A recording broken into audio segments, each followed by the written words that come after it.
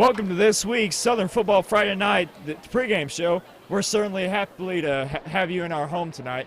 So today we are having the Gentry Pioneers face off against the Gravette Lions, and we are also provided by Hootens.com, and we will be also showing the winnings picks predictions, and we'll send it to you guys.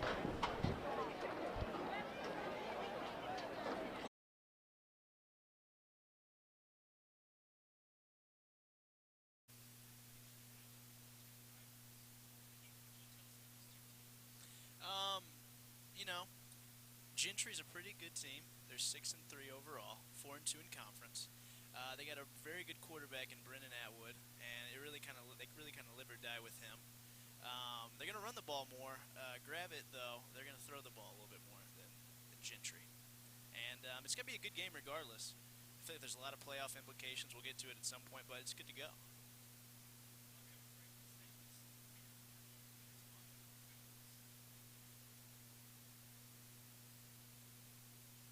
Lots of big games tonight. In fact, we had plenty of them last night. Over 35% of the games in the state in all classifications were played last night. Had a couple in 4A and got some interesting developments and stuff we'll get to. But hate to see the season come to an end this quick, but it's been a good season and getting ready for this playoff push.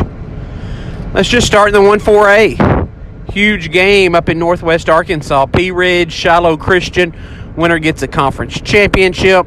We'll probably play Nashville in the quarterfinals and Arkadelphia in the semifinals. But those games would be in Northwest Arkansas, so this is a huge game. And not just for bragging rights, this is a major game as far as the playoffs go.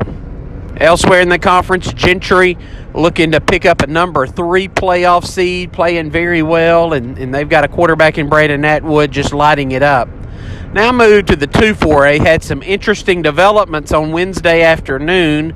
Mills, who was in contention for a number 3 playoff seed, has self-reported some violations and in turn will forfeit 4 victories. 3 of those are conference wins, and that will make Mills 0-9 on the season and keep the Comets out of the playoffs in Coach Cortez Lee's first season. Now we are hearing there is a chance of an appeal.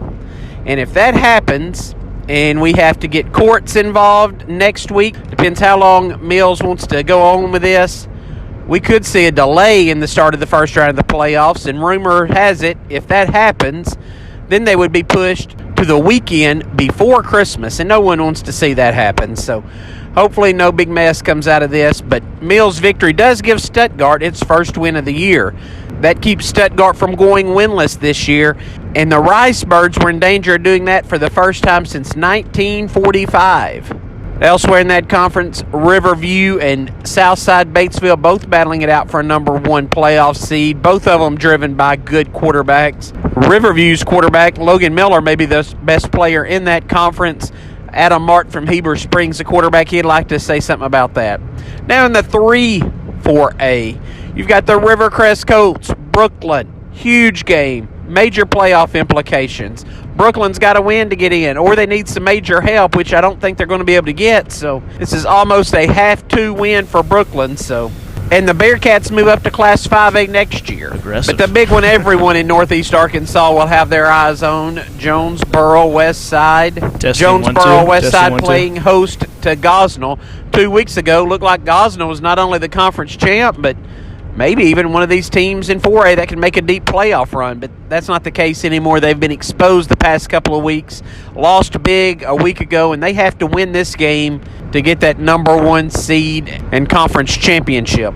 Jonesboro Westside, meanwhile, has been a different team since Logan McPherson re-entered the lineup healthy. Remember, he's the guy that got the concussion in week 0, missed a couple of games, came back, was not fully himself till about week 5, and since then, it's really been a turnaround for the Jonesboro Westside Warriors.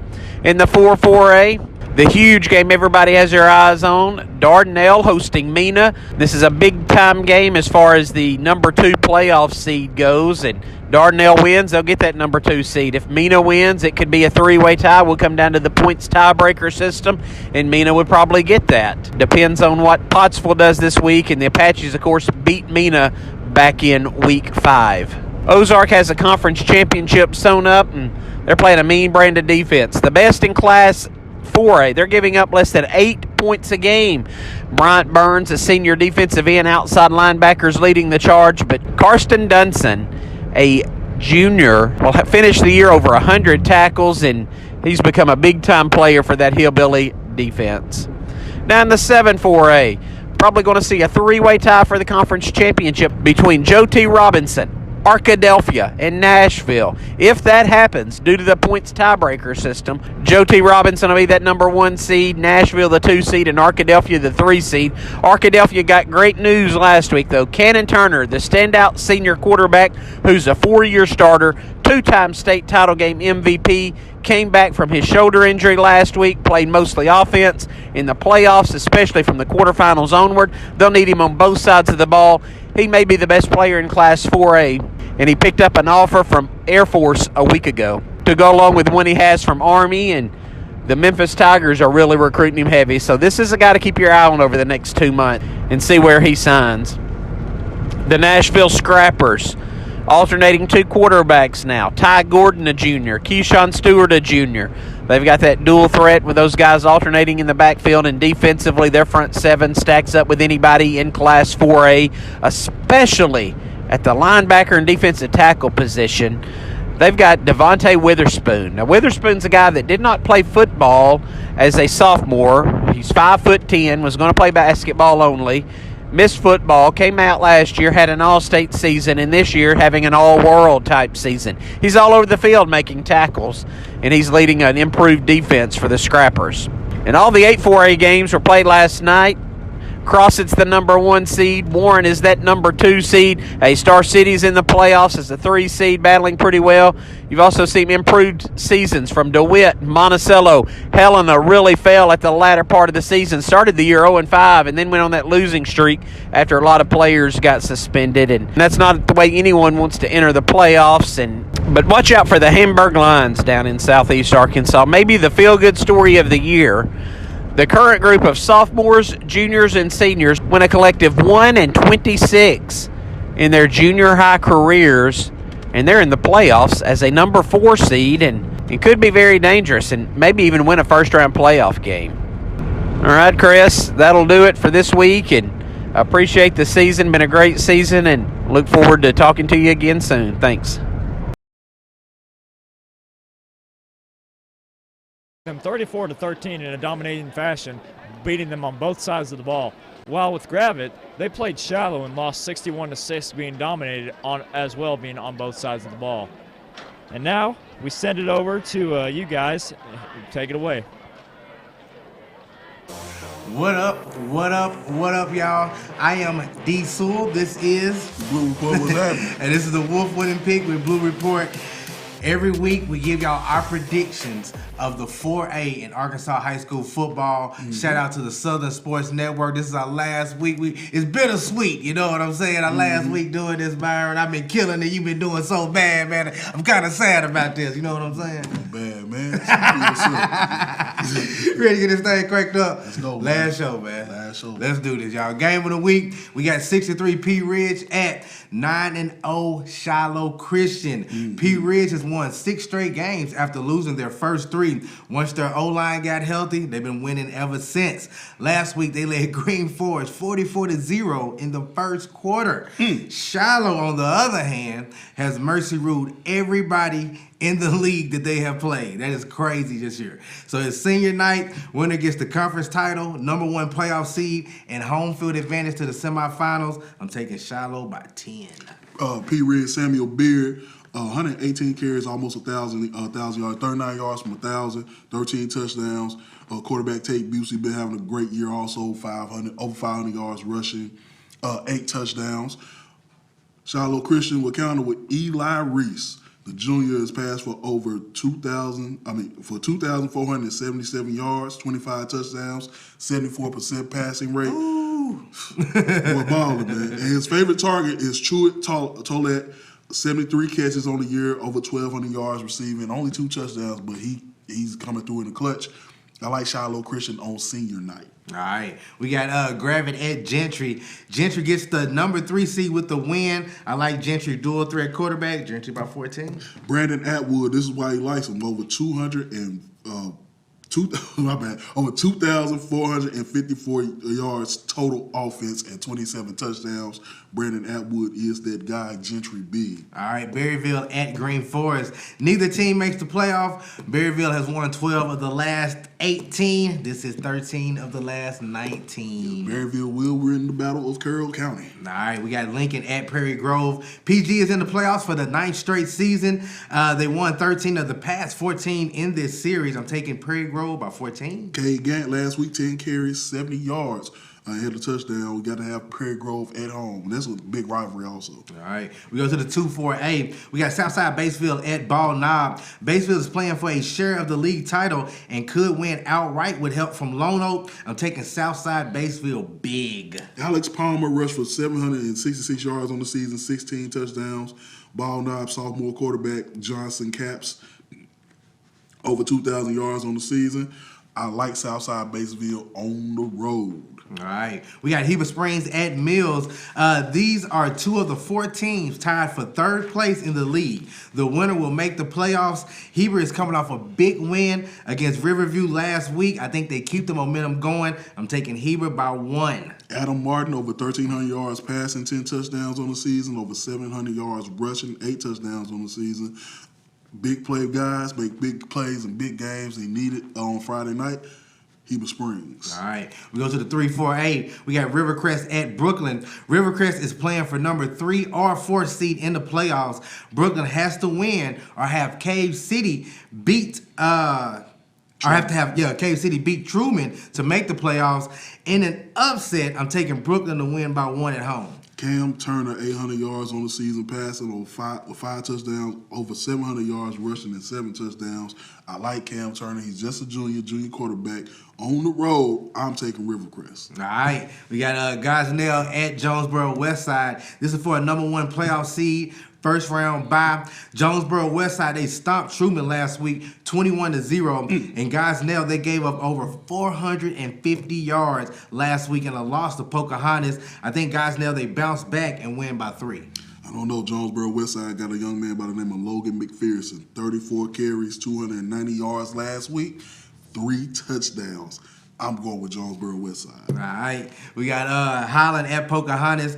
Pocahontas wins big, and they will finish between 2nd and 4th seed. Dawson Chester for Pocahontas, 199 yards last week, 2 touchdowns, and he had a rushing 86 yards rushing and 2 touchdowns. So you got to go with Pocahontas in that game. All right. The 4-4A, Mena at Darnell. Mena's defense only allows 13 points a game. Darnell has a potent offense led by their running back and dual threat quarterback. Darnell gets a number 2 seed with the win, and Mena likely forces a 3-way tie for the number 2 seed. I've been riding with Mena all year, so you already knew what I was going to do. Mena by 1. You already know. I like Darnell Blake Chambers over 1,200 yards rushing, 18 touchdowns. Jordan Metcalf, 1,500 yards total offense, 15 touchdowns on the season. Mena, the Mason, they have the linebackers. He said 13 points per game. Mason defense. Mason Brotherton, Gavin Hooper, each has 4 touchdowns on catches on the season. Their linebackers play well. Their D-line play well. Their backside play well. But I'm going with Darnell. I can't do it. You're wrong, y'all. I can't do it. Elkins at Ozark. Ozark is conference champs, has number 1 seed, and plays Malvern in the first round. Elkins finishes as a 5th seed, and they play Warren next week. I'm taking Ozark by 20. Elkins, Kane Johnson, over 2,100 yards of total offense on the season, 31 touchdowns. Ozark should win this game big. Those playoff games will be interesting next week. Oh, yeah. Real good game. Both of them games will be interesting next week. We got Pottsville at Subiaco Academy. Pottsville is in the playoffs and finishes between 2nd and 4th seed. Pottsville by a lot. Yeah, possibly with them. We got Malvern and Arkadelphia. The winner of the Washita River Rumble gets the championship belt. Both teams are in the playoffs, but Arkadelphia is one of the best teams in the state. Arkadelphia wins. Nice. Tyler Harrison over 1,100 yards rushing on the season, 26 touchdowns. Arkadelphia badges. All right, Ashdown at Fountain Lake.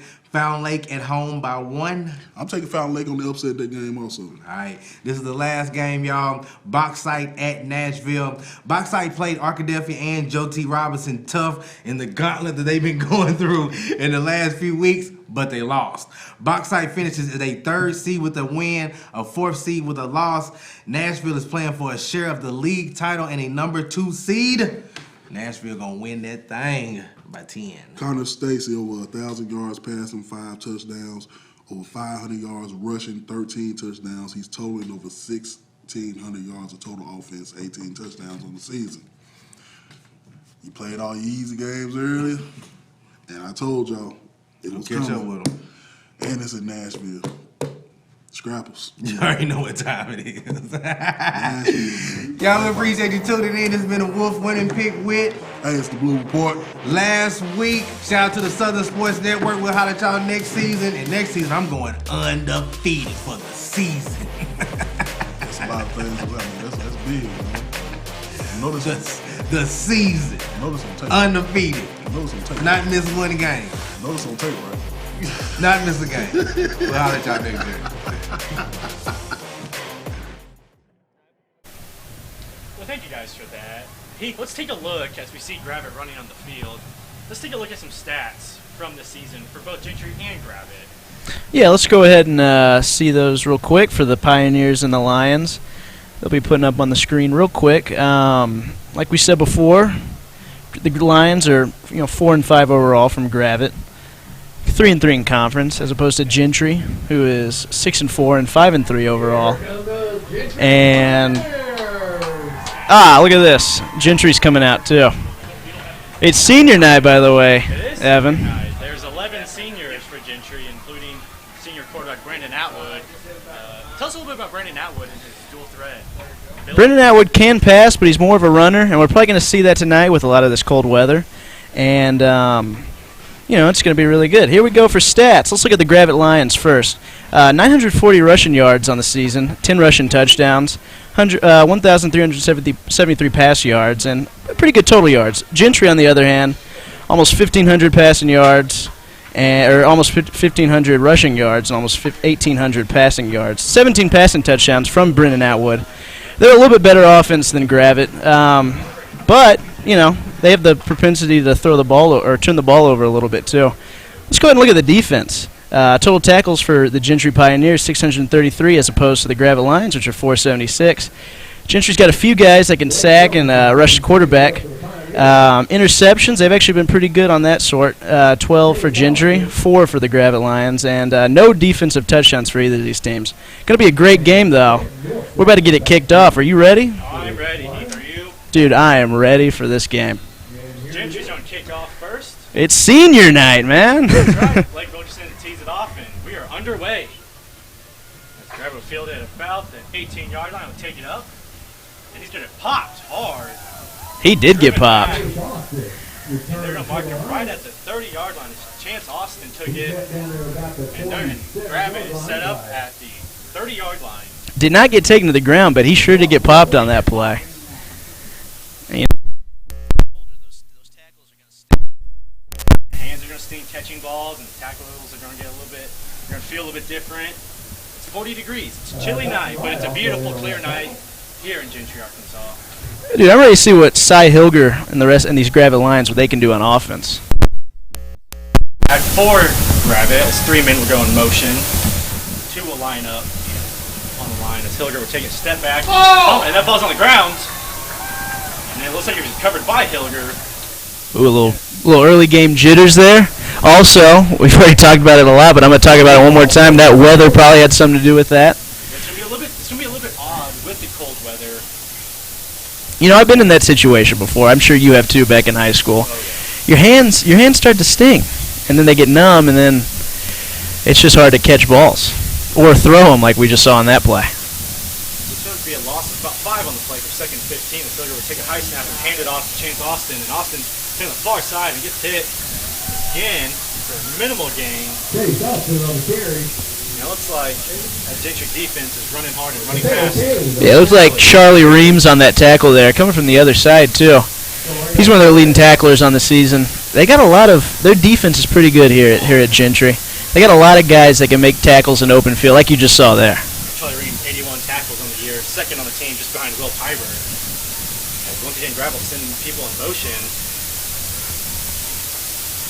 Hilger will take it, roll to his right, still looking. His wide receiver slipped, and he's going to tuck it. He's going to get to about the 32-yard line before pushed out by Charlie Reams. As we just mentioned, Charlie Reams getting the ball early. That's our guy right there. While we have a chance, let's look at this Gentry defense.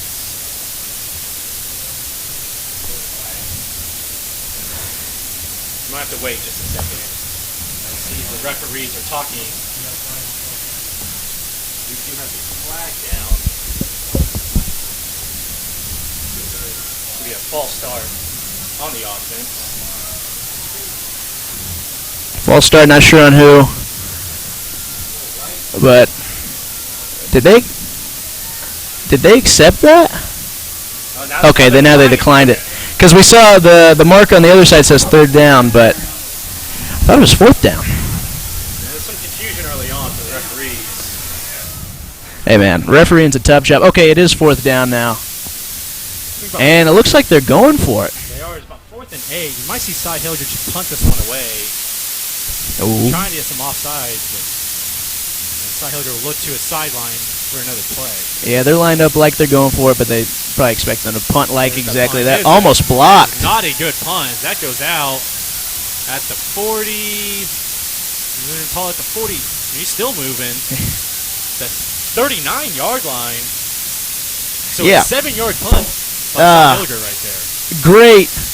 Great field position now for the Gentry Pioneers. That's how you want to start a game like this. Oh, absolutely. A great defensive drive that ends in great field position for you. Let's see what Brendan Atwood, their quarterback, can do. Right, now we're going to send it right to Brandon Atwood and see what he can do. As he's going to start off with great field position for this offense. As he will actually hand it off. Go to the near sideline. He breaks the tackle. That is Zach Jarnigan. Yeah, that's Zach Jarnigan, number 10 there. He's going to be getting a lot of plays tonight, just like Brendan Atwood. They got a lot of weapons on this team, but it's mostly it's Bo Tomlin too, Zach Jarnigan, and then Brendan Atwood, who's kind of the show runner here. It's 1st down now at about the 25-yard line. The Pioneers are looking poised to do something on this drive. And now Brendan Crosby's going to join Atwood in the backfield, and Atwood will hand it off to Crosby. He's getting a block, and he will take it. Shift the middle, still turning those legs, and we brought down right at the 20-yard line. That was good for Gravette. That was a good team tackle. Probably highlighted that time by number 51, Wyatt Colfelt. And yeah. Now Siren Redding. That stuff. Now Siren Redding's going to check in for the Pioneers, as Brendan Atwood have 3 wide to his far side. This is going to be 2nd and 5 right at the 20-yard line, as Brendan Crosby is still back there with him. And Atwood will take it, and he's going to be a direct run. He's going to take it to the near side. He's going to pass the 20, and an array of defenders are going to knock him out. They'll knock him out right around the 18-yard line for a gain of 2, bringing up 3rd and short. I was about to say, if he's not at the 1st down, he's very near to it. And this is definitely 4-down territory. I expect him to maybe get a 1st down on this one, but if we have to keep that in our back pocket, look for a 2-drive or a 2-play here. And there's a lot of movement, and that's going to be an offsides call. So they got him. That's one way to get a 1st down. They called Vegas on that one, and they got the Gravette Lions to jump. I think our head referee could have called the entire defensive line on that one. He didn't have to signal anyone out. Everyone jumped. Dude, so easy yards like that. You love that kind of stuff. And now Pioneers have 1st down with a new set of chains on the 18-yard line. Excuse me, the 13-yard line. Atwood, he's going to take the ball, he's going to low snap, he's going to hand it off to Crosby. Crosby right up the middle, gets a block, runs over, defender, he's in, touchdown, Gentry Pioneers. And the lights are flashing as Gentry takes a early touchdown lead as Brendan Crosby piles in from 13 yards out for the touchdown. And What Gentry a- is up early. What a touchdown by Brennan Crosby on that play. That is a big dude, and he just bulldozed over a Gravette line for the score. That was an awesome way to start this game for the Gentry Pioneers. Well, Brennan Crosby, the junior, just kept those legs turning, got some blocks, and found his way into the end zone. And now something that we see a lot of Gentry. He's going for 2 points here. I mean, that was awesome, just the way he bulldozed over that guy. That's fun stuff to watch. So Atwood's going to set for the 2 points. Still getting the play call. And now a flag is thrown as the play clock hit 0. We'll see if a timeout is called. Nope, it's going to be a delay of game on the offense. So now Gentry will have to back it up a little bit and go from the 8-yard line instead of the 3-yard line for the 2-point conversion. Those little penalties like that annoys you. If you're a head coach or even an assistant coach, that stuff annoys you. But still, this is a good first drive for Gentry. Now the senior We'll Ross see what they Wilmith can will do. check in. As Brandon Atwood will have Brendan Crosby by his side once again. He'll take the snap and roll to his right. He's looking in the end zone. He fires, and that one is caught by Zach Jarnigan for the 2-point conversion. And Gentry takes an 8-0 lead on the first possession for the Pioneers. Wow, perfect execution on that play. That was really good. That was a great pass, an even greater catch, I would say. And it's 8-0, like you said. Yeah, and Zach Jarnigan leads the team in receiving yards with Bo Tomlin. Those two are just 2 yards separate. 646 and 644 yards for each of them. But Zach Jarnigan catches, he has 7 touchdowns, on the year. So definitely a leading receiver for Brandon Atwood. As you see, he was looking for Jarnigan the entire way as he rolled to his right. Dude, look for your playmakers. They will deliver. They will deliver. You know, Chad Morris just said, got to get the hand in the playmaker, get the ball to his playmakers. So, oh man, Chad Morris references in here Chad already. Morris already. It'll be a fun night if we're going that route. It will be. So now with 9:28 left, Gentry is lined up once again to kick the ball off. This time with an 8-0 lead. Kind of look at the history between these two teams. Gravette has dominated since 2004. A 13-2 series lead for the Lions. Yeah, that's pretty impressive. Ooh, an onside kick. And it's going to go out of bounds right at the 49-yard line. A little onside kick, trying to catch the Lions off guard, but kicked a little too hard. Yeah, not the best execution on that play, but I love the stones to go for it. I like that kind of stuff. Now Gravette's going to get excellent field position. They're going to mark it right at the 49-yard line. Let's see if they can bounce back after that first kind of poor drive.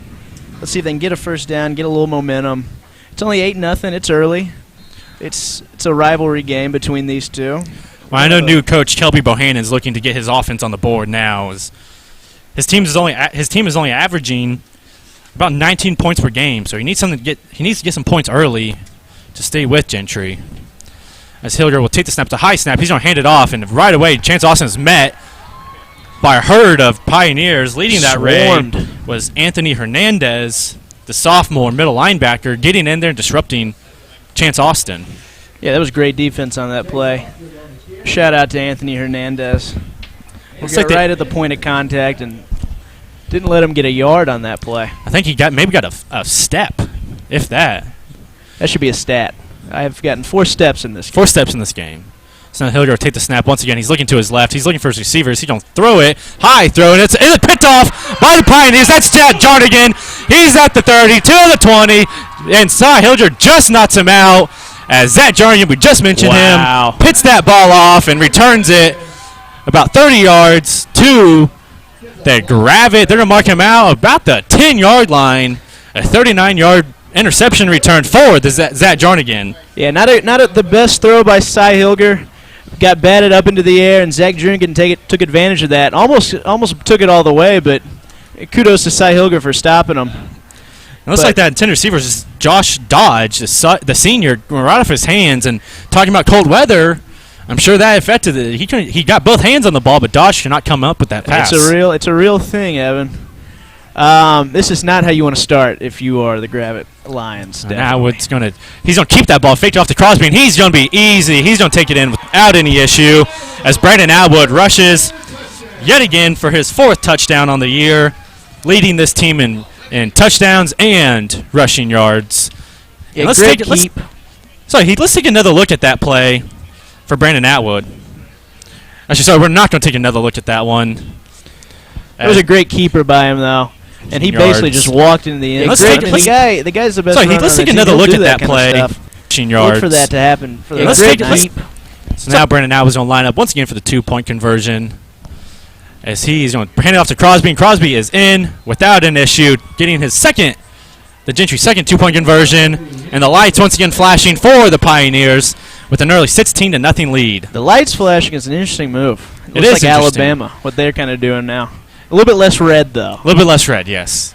Similar energy to what the Crimson Tide are doing down there right now. You just have to be careful, though, because we've seen a flag get called early in the year whenever they did the lights flash, and they said, no, you can't do that yet. You got to wait. And so now they got it under control. So now you can flash all the lights you want, as long as the play is not involved.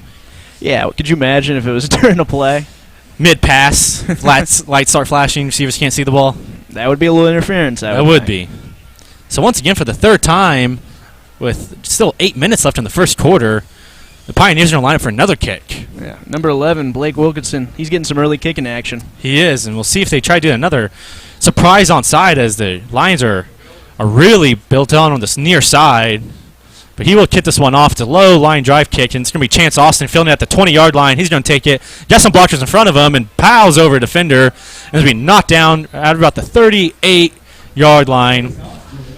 Bulldozed over a Gentry Pioneer there. Pretty good return. That's kind of the start you want to see. Let's see if they can bounce back. Let's try again. That was an unlucky interception last time. Let's see what they can do here. Yeah, we'll see just how Cy Hilger will respond from that interception. Now, it wasn't necessarily his fault as it went off the hands of Dodge, but we'll see how he responds. The throw was high. If you're going to put a blame, you can kind of throw the high pass in What's there. the rule, though? If it touches your hands, you got to catch it. You got to catch it. So Cy Hilger will walk out once again with Austin by his side. And he'll hand off to Austin. He's going to make a move, and he's going to right up the middle, and he's going to be but just a shoestring tackle. I like the patience there on that run by him. Number 7, Chase Austin. He waited for his hole, and he took it. And he got a nice first down on that play. It'll be first down. They're going to mark him at about the 49-yard line. Gain about 11 or 12 on that one. It's a good start to this drive. Hilger once again shotgun. He's going to hand it off once again to Austin. Austin's got a blocker, and he's up the middle. He's at the 40. Stiff arms Zach Jordan. He's got the block at the 20. He's going all the way. That's a touchdown. Gravette Lions. Chance Austin, 49 yards for the touchdown. But there is a flag, and we'll see what they call. Oh, man, that was a great run, too. We're going to take a replay and see if we can see what the penalty was on that. Yeah, let's take another look at that play. Replay is not actually working right now. We will get that figured out. Let's see what the refs end up calling here. Probably going to be a hold would be my guess. And it looks like everyone's kind of backed up. Everyone's kind of huddled around. You see that about the 32, 33-yard line. Gravette's got to be kicking themselves in the shins right now after something like that. That's a momentum killer. It's going to be a face mask on the offense. How often do you see an offensive face mask penalty? Rarely ever, Evan. Well, most likely what would have happened there would a blocker just grab the face mask and kind of pull down the defender. So that would make sense. Oh, man. That was a great run, too, by Chase Austin. Absolutely. Now, plus side for Gravette is you do get the first down, and you're at the 40-yard line. So you come away with something out of that. Not the result you would have wanted, but you will get something out of that. You did lose guaranteed points, though, and that does hurt a little bit. So Hilger will take over once again at the Gentry 40-yard line, looking to get that ball into the end zone and make up for that face mask call. He's going to pitch it to Austin on the left side, looking for his block. He's going to get hit by a couple Gentry defenders for about a gain of 2 or 3 on the play. I like the idea, though. Keep feeding your stud. He just had a great run that was called back. Keep giving it to him, man. When you see they're kind of going side to side with the ball, going the far side, the near side, kind of switching it up a lot. I like the idea of trying to hit the outside. You know, not a lot of teams up here do that a lot of times. I'm talking about Arkansas. Keeps the defense guessing at least, as Hilger will now take in the pistol formation. And he's going to hand the ball over once again, and Austin's going right up the middle. And he found a block. He's still making his way down, as he will be just brought down. Another first down run by Chance Austin. And he's going to be knocked down at the 22-yard line for yet another first down. Man, I love the way this guy's runs. Shout out to the offensive line, though. They're getting great blocking up front. to open up those holes, and then Chase Austin, he just takes advantage of it. They're taking him out now. Let's see what they do on this next play, because he's been the workhorse on this drive. That's going to bring in Isaac Dunn, as Chance Austin needs that break. The senior needs a break, and they're going to hand it right off to Dunn, and he's going to hit a wall and not be able to get anything. And it looks like Brennan Crosby, once again, was getting involved on that play and brought him down. Yeah, shout out Brennan Crosby. Kind of destroyed that play from the get-go. The running back really had nowhere to go on that play. Excuse me, that was Isaac Dan, not Dunn. My apologies. Isaac Dan, he will actually step out. And Sam Millsap, the sophomore, will check in. We'll see if they still want to run the ball or pass the ball with the sophomore running back with limited. I'm going to pull a Tony Romo here. This is going to be a pass. Oh, I was wrong. They're going to hand it off, and Millsap takes it, and he's going to be tripped. Still got some yards after being tripped, and he's going to be brought down back to about the 16-yard line. Evan, I am not Tony Romo, just so you know. All right. I appreciate that. I tried it once, and it's not. Didn't work? It's not going to work. That was a good run, though. Set up a pretty manageable third down for this Gravette team. Hilger has 32. Hilger has 32 rushing attempts, but he's yet to run the ball today. As he'll hand off once again to Millsap. He'll take it right up the middle, getting some blockers, and brought down for a first down. And they're going to mark him down right about the 7-yard line, setting up another first and goal for the Lions as they're moving the ball this drive. This team's having a great run game so far on this drive. Everything's clicking up front, and then the running backs are just finding the holes and getting yards. Well, we've seen one pass play, and we saw what happened there, an interception. So it's time to put that away. Now Hilder will pass, and he's got a corner route, and it's too high for his receiver. That was Mason Dadley, his leading receiver. They just did about a 5-and-out, trying to get that ball, but the ball's thrown a little too high for Dadley to catch that ball. Yeah, guy was open. Maybe just a little bit better throw would have been a touchdown. You still got second down, though, and goal here. They got a very good chance to score. Make it a one-possession game.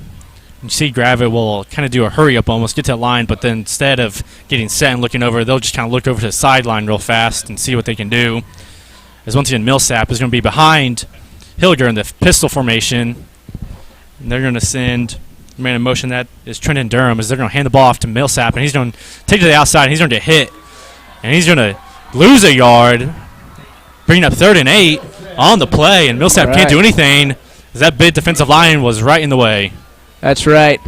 It's a crucial third down here. Let's see what they end up doing. But kudos to that Gentry defense for being strong on that play. Looks like the senior Carlos Ruzek. Senior night. Senior night. Seniors get involved early and often. Austin's back in the play as Hilger will roll to his left. He's looking for Jasir Dadley. That's in and out of the hands of Mateo Kane. As he had it, but just right off the hands. And more cold weather hand action. We'll chalk that up to cold weather. I agree with you. Oh, man. That's a bummer. Now he had it. He did. You hate those kind of things as a player. And Ruzek's going to check off. And Gravette will bring in. They'll switch personnel as well, as number 85, Cordell Donnell will check in. Fourth down here.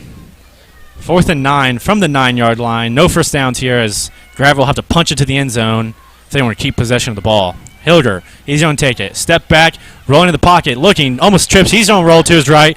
Looking, he's still looking. Can't find it, throws it, and is being knocked down by number 39. No, that is 89. Number 80. Or excuse me, 88, Azariah Wood getting involved, knocking the ball down. Numbers are flying everywhere. I don't know what numbers I'm looking at. It was a crazy time just now. It was. And we're going to throw it down to our sideline reporter, Jetson McAfee.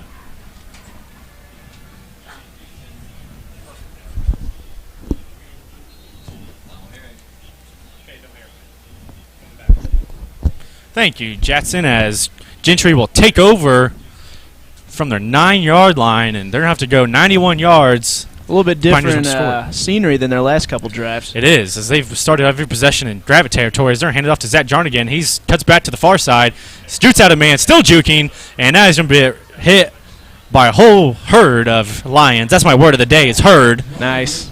I like it.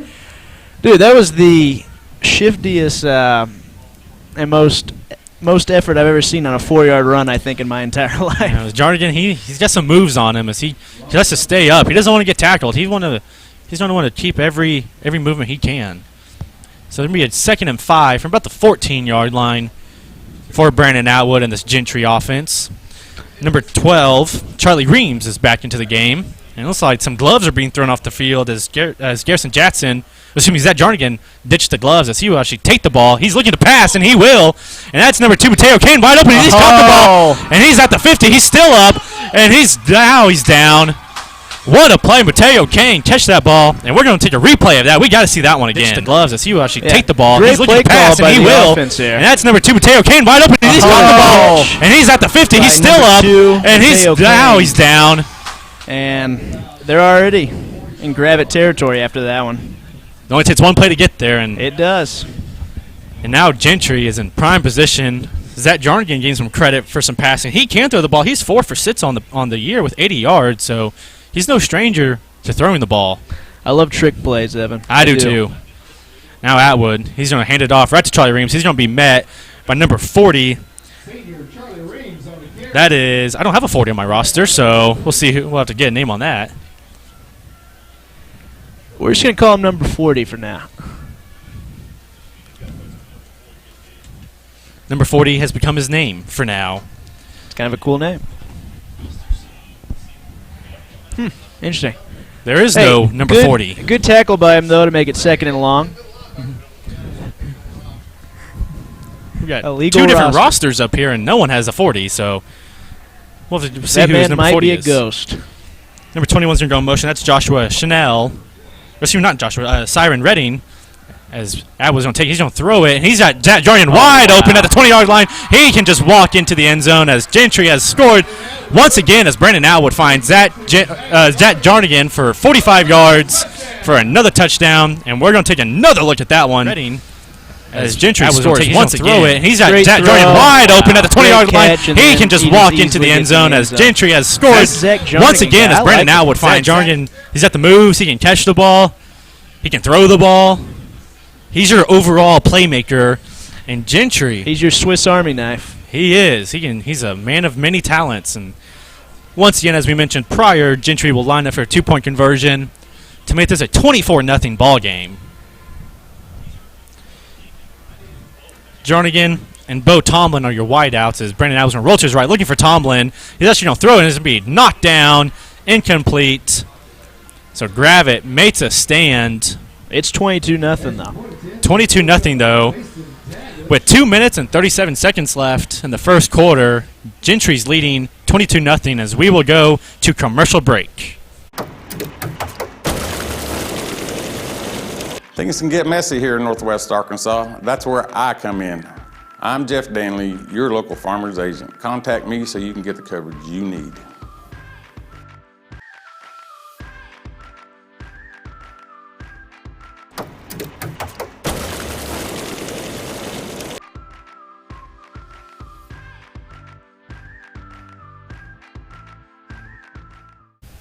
And welcome back to Gentry, Arkansas. Evan Eccleston here with Heath Anderson here in Gentry, taking on the Gravette Lions in this conference rivalry matchup. And the Gentry Pioneers are leading 22-0 on. It's been what? It's senior night. It's senior night. It's senior night for the Gentry Pioneers as that ball is kicked off by Wilkerson. And that ball is going to keep rolling. And this one picked up at the 9-yard line by Millsap. And Millsap, he can't do anything. Slips on that grass down there. And number 80 down there. You want to give a quick grass analysis? Yeah, I mean, I'm no grass expert, but it had some little soggy parts to it. As from our point of view, we can see the offensive sideline. It's mud. There's some patchy spots out there, and Lions are going to take over once again. Evan, it's been all Gentry so far. However, last drive for Gravette, they got all the way down within the 10, but Gentry had a nice defensive stand there. But we saw that they can move the ball. They can. Let's see what they can do here. In fact, they scored. Just the score got taken back. They did. They have proven to move the ball as Hilger guys in there. Number 7 will line up with Chance Austin, number 7, like he just mentioned. Hilger's going to throw it to his far side, and that's a little too high, just out of the reach of Mason Dadley. Just a little overthrown. That's been a common thing we've seen. His throws been a little bit too high coming from Hilger. He needs to hit that ball down a little bit. Yeah, I can't tell you exactly why that's happening, but he does. He's a little excited, I guess, right now. Yeah, his release point's a little too high right now, so he needs to hold on to the ball just for a split second longer. I say just keep feeding number 7, Chase Austin. Well, that's what they're going to do right here is Austin's going to take it, and he's going to be stiff arm, and now he's still churning those toes, and now he's taking down. Great run. And they're going to Looked knock like him he was down. going to get maybe 2 or 3 yards on that play. Turned it into about 6. Yeah, and that's going to turn a 3rd and long to a 3rd and manageable here. Going from 2nd and 10 to about 3rd and about 4 or 5. Let's see what they do here. So once again from the pistol formation, Hilger will set up with Chance Austin right behind him. Looks like Gentry might bring the house, and they are. And Austin will take it right up the middle. He's going to get a blocker. He's going to get hit right at the 25. Good for a first down. That was a great run. Just keep feeding him, man. Keep feeding Chase Austin. And as the game will go, we'll see more Chance Austin on these 3rd and critical situations, as we saw right there. And even Gentry even brought the house as we saw some linebackers. We saw number 23 Ross Wilmoth getting in there. And right where Wilmoth went, Austin went the other way. Right. So funny how those things happen. Great field vision there, Evan. Well, thank you. I try. Hilger will hand it off to Chance Austin. Big hole, and he's going to hit right at the 30-yard line. He's going to be driven down at the 31-yard line. That was a good run by Chase Austin there, but I want to highlight Ross Wilmoth. He's the center. He got out there, gave him a nice block to get a couple yards on that play, about 7 to be exact. Well, the first quarter is winding down with about a minute left, approaching a minute 15.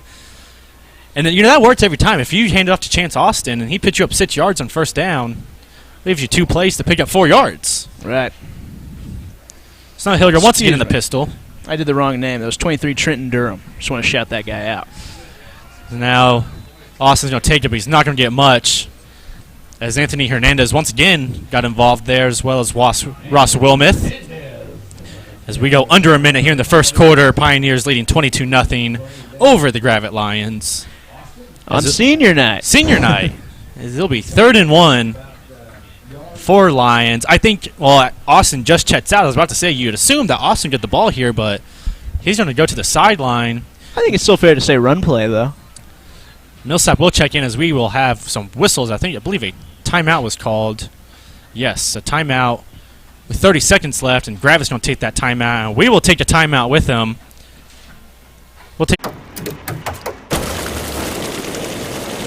Things can get messy here in Northwest Arkansas. That's where I come in. I'm Jeff Danley, your local farmer's agent. Contact me so you can get the coverage you need. Oh, so we don't... While we have a second, let's introduce you to the Gentry defense. Carlos Ruzek, 74, senior, defensive tackle. Ross Wilmoth, number 23, senior, defensive tackle. Isaiah Woods, number 88, senior, defensive tackle. Harrison Jackson, number 80, sophomore, defensive end. Tyler Ames, number 12, senior, linebacker. Jose Barrios, 53, senior, linebacker. William Pyburn, number 34, sophomore, linebacker. Darren Redding, number 21, junior, linebacker. Bo Thomas, number 6, senior, defensive back. Mateo Kane, number 2, senior, defensive back. Zach Carnigan, number 10, junior, free safety.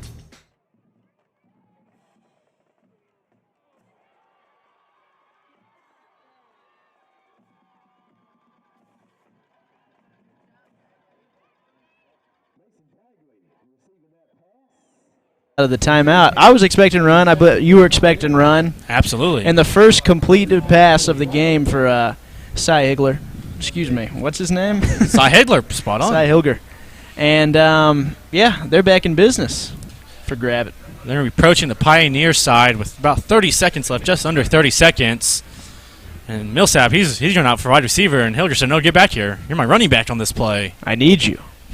Now he's still directing where to put Millsap. A little confusion. On both sides, it looks like a little bit. Now Millsap would take the ball and right up the middle, and he's got some linemen trying to pull him, getting some extra yards, but he's going to get dragged down right in front of us, right about the 46-yard line, bringing up second and about medium. And we'll see if they get a snap off with 13 seconds left. Yeah, one of those linemen on there, looks like Wyatt Kofelt, was dragging his guy for another yard or two on that play. Every yard counts. Every yard does count. I don't believe they will not get the snap off as the first quarter will come to an end. Gentry Pioneers leading big 22-0 over the Gravette Lions. And with the break, we will take a break, and we'll be right back after these commercial breaks.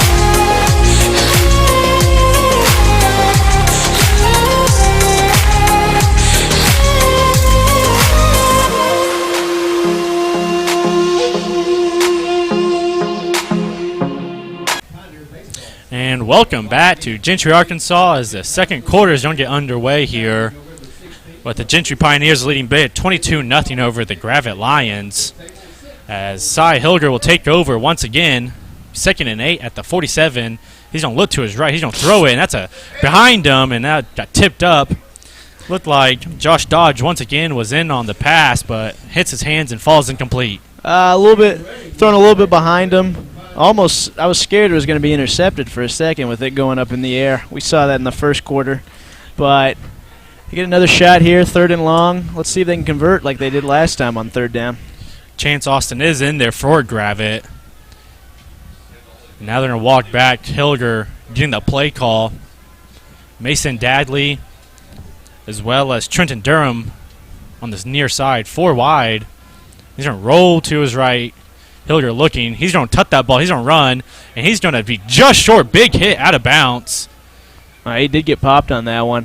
They're going to mark him about a yard short. It's 4th down. They're definitely going to go for it. Yeah, being 4th and 1 in this area, you'd think that they would just – you think it'd be Chance Austin once again, but as we just saw on 3rd and 1, Chance Austin was not involved. Oh, but good keep by Cy Higler. And but you do expect on this one for Chase Austin to get the ball. But I could be wrong. I've been wrong before, Evan. Who knows? Well, let's find out as Hilger will line up with Austin to his right. He'll take the snap. He will hand it off to Austin, and he's going to go right up the middle. Got hit hard right at the line. Oh, wow. This is going to be close. I believe he is right there, as both line judges have him right at the 40-yard line, which was the line to get. And they're going to give him the first down. All right. They are. First down, Lions. Just barely, but he was able to keep those legs turning for Austin and got the first down and keeps those chains moving. One was all he needed, and that is all he got. But the drive stays alive. And they've had some success. Let's see if they can get it into the end zone, though, this time. Hilger taking over once again in Gentry territory. He will hand it off to Austin. Austin finds a hole, cuts up the middle. He's at the 20, dragged down. He's still on his feet at the 10-yard line, still fighting, and he is tackled at about the 5-yard line. Oh, my goodness, that was an awesome run. Broke some tackles, dragged Austin the guy, finds a hole, cuts up the Look middle. He's at the 20, dragged down. He's still on his feet at the 10-yard line, still fighting. He is tackled. Almost fell into the end zone. About a yard short on this one. Well, nice tackle. What a run. Nice tackle by Mateo Kane as well. Yeah. Not allowing Austin to get into the end zone. Looks like they're going to give him a break, and looks like number 8, Sam Millsap's in at running back now. Bringing man in motion as Millsap will take it right up the middle. He's churning those legs. Cannot get in from just a couple yards out. Did gain a yard or two. Look, they're going to mark him at the 1-yard line, maybe 2-yard line. Yep. Good blocking up front by that offensive line again. Let's see if they can punch it in here. And there's going to be, big time tackle by Gentry as there's nothing going on for Millsap. And Pyburn getting in there to stop that play from its tracks. Ooh, that hurts. And there's going to be, big time tackle by Gentry as there's nothing going on for Millsap. And Pyburn getting in there. You can see just how nothing able was going on right there for Millsap. And 3rd and 5 now for the Lions as 2 men will go in motion. Hilger get the snap, looking, gets a screen set up to Austin, trying to break a tackle, not able to, and just got back to the original line of game. 4th down and about 2. Yeah, you got to be a little worried that this is going to end up like that last drive where they got down within the 10 but then got stopped. Let's see what they can do here on 4th down. See what the Lions draw up. We'll see if Hilger's going to roll out once again or if he might just dump it off to his running backs. What's your guess here? If I had to guess, I'm going to guess that he's going to roll. I think so too. What you'll see here is Hilger will take the snap. He's actually going to hand it off to Austin and broke the tackle, but he's not going to get anything as Gentry makes a stand and is not able to get anything on that play. And now we're going to go to the sideline as we're going to hear from Jackson McAfee.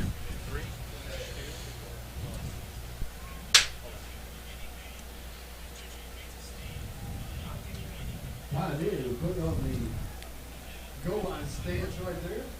Coming away with the ball. Here comes the Pioneers. Hitch up the wagon, boys. I'm not picking anything up there. We on the roll. Sorry about those technical difficulties as we're having, but Gentry will take over at the 5-yard line as they're going to send a man in motion. That's Siren Redding. Atwood looking. He's going to throw deep. He's got Zach Jarnigan makes the catch. A leaping catch for Jarnigan, and he's going to pull that one in at the 29-yard line. Gets out of their own end zone, and now they're working business once again. Zach Jarnigan just mossed that Gravette defender there. What a catch. Getting that vertical up there. We talked about him earlier, the Swiss Army knife, jack of all trades, and you see his presence felt there again. Credit to Gentry for having 2 red zone stops in a row. And that one got all the way to the 1, and they were able to stop it. And both times they're able to get out of their own end zone as well as Atwood is going to throw that one. Oh, just snagged by number 6, Bo Tomlin. He's going to get thrown down to the ground, and Tomlin almost looked surprised to catch that ball. Yeah, he did. But great defensive awareness by this Gravette team there to stop him for a couple yards lost.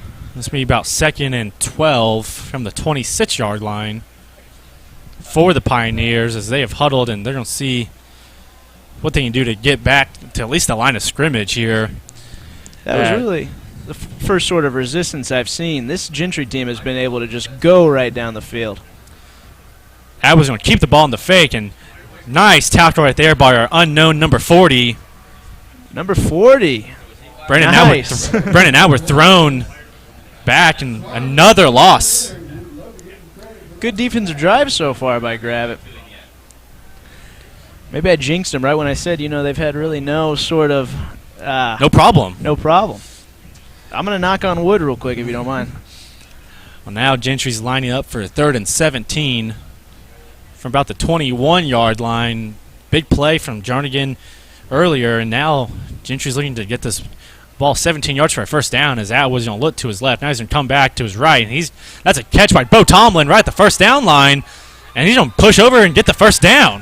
What a throw. And what a catch by Bo Tomlin getting up vertical as well. Wow. That was an impressive throw, especially for, I'm just going to say, especially from a high school. That was that was awesome. Well, and right in the numbers. Great 3rd and long. Great eyes by Brandon Atwood, too, staying in that pocket and delivering a strike to Bo Tomlin. Yeah, that was awesome. So I'm here for that kind of stuff. Yeah. They get out of the 3rd and long.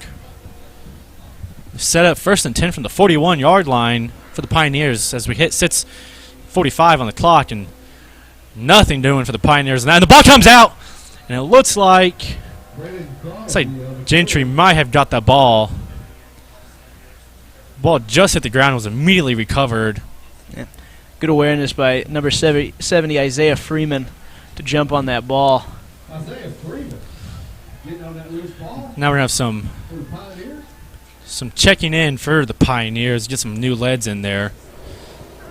As once again on first down, the Pioneers lose yardage. Atwood's going to have dual running backs by his side. He's going to take the snap. He's going to hand it off to Johnny. It's going to be a reverse to Mateo Kane on this near side, trying to break a tackle. He gets a stiff arm at the 40. Gets pushed out of bounds, and they're going to mark him out at the 48-yard line. Nice run by Mateo Kane on the reverse sweep. Mateo Kane, quick guy. Got some speed, and you showed on that play. Now it's 3rd and short. I thought he was going to get swallowed up around the 40, maybe the 45 if he got a little bit, but that was a really good play by him.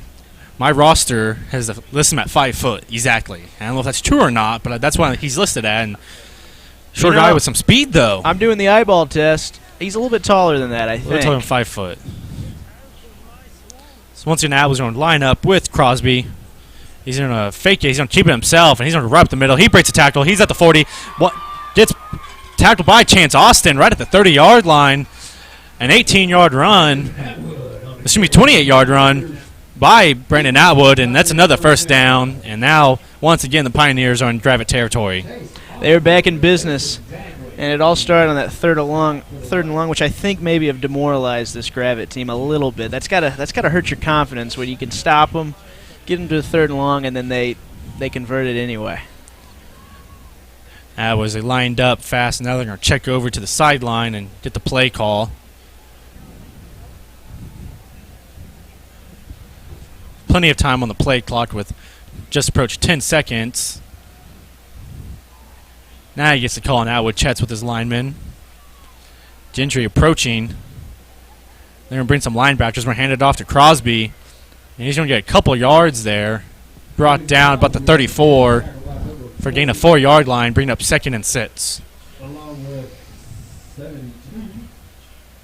Yeah, they've excuse me. That was a good run. Let's see what they can do here. I don't know why. Well, it is cold. We talked about it. But throw the ball a little bit more. They've had success just about every time they've thrown the ball. Well, Siren Redding's on the far side with Zach Jarnigan in the slot. And number 6, Bo Tom on the near side. Hand off to, it's a fumble by Jarnigan. That ball was covered by Gentry.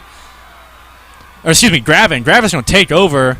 Number 23 pounced on that ball. Trenton Durham for the Lions. And Gravette, he's going to get that ball back to the Lions. And just as Gentry was moving the ball, Gravette takes over. Gravette's going to take over. About 4:40 left. Pounced on that ball. And see if the Lions can get one last score before halftime. Yeah, we talked about it. We like trick plays, but that was a little too tricky on that one.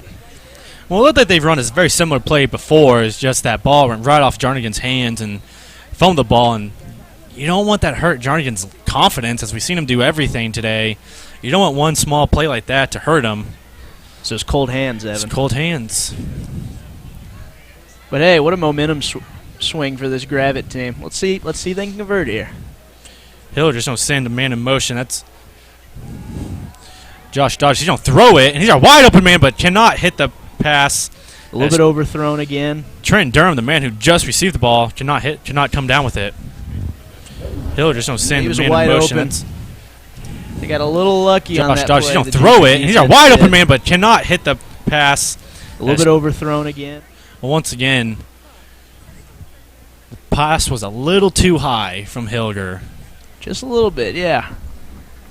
A little bit less, and that would have been, he would have been down to the 30, I would say. So now Hilger's going to take back over, and he's going to fake it to Austin. Under pressure, he's going to roll out to the far side, still under pressure, still looking. He's going to tuck it himself, and he's going to get a couple yards on the play just to get back to the line of scrimmage. Gain about 3 on the quarterback keeper. I'll tell you, that is a good thing right there when you have a quarterback that can scramble. The pocket collapsed, he was swarmed, and he was able to still get at least a few yards on that play. It's very, very lucky if a team has a guy like that at quarterback. Cy Hilger has about 70 yards on the season, adding to that total tonight.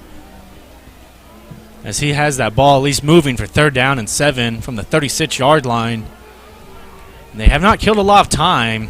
If they're wanting to kill some time before halftime, not a lot of Gentry bat the balls. They're going to throw it. That's a high ball again, but brought down by Dadley. He slips, and they're going to mark him down at the 38-yard line. Excuse me, 42-yard line. Nearly intercepted, then it wasn't. Good catch. Barely got that knee down.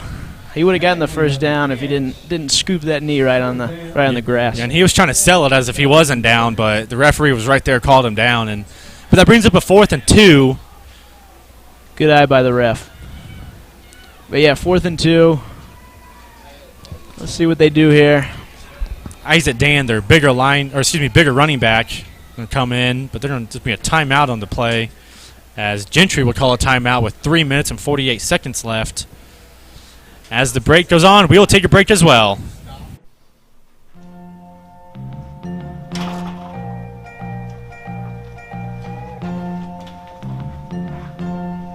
Hey, welcome. Hello. Come on in.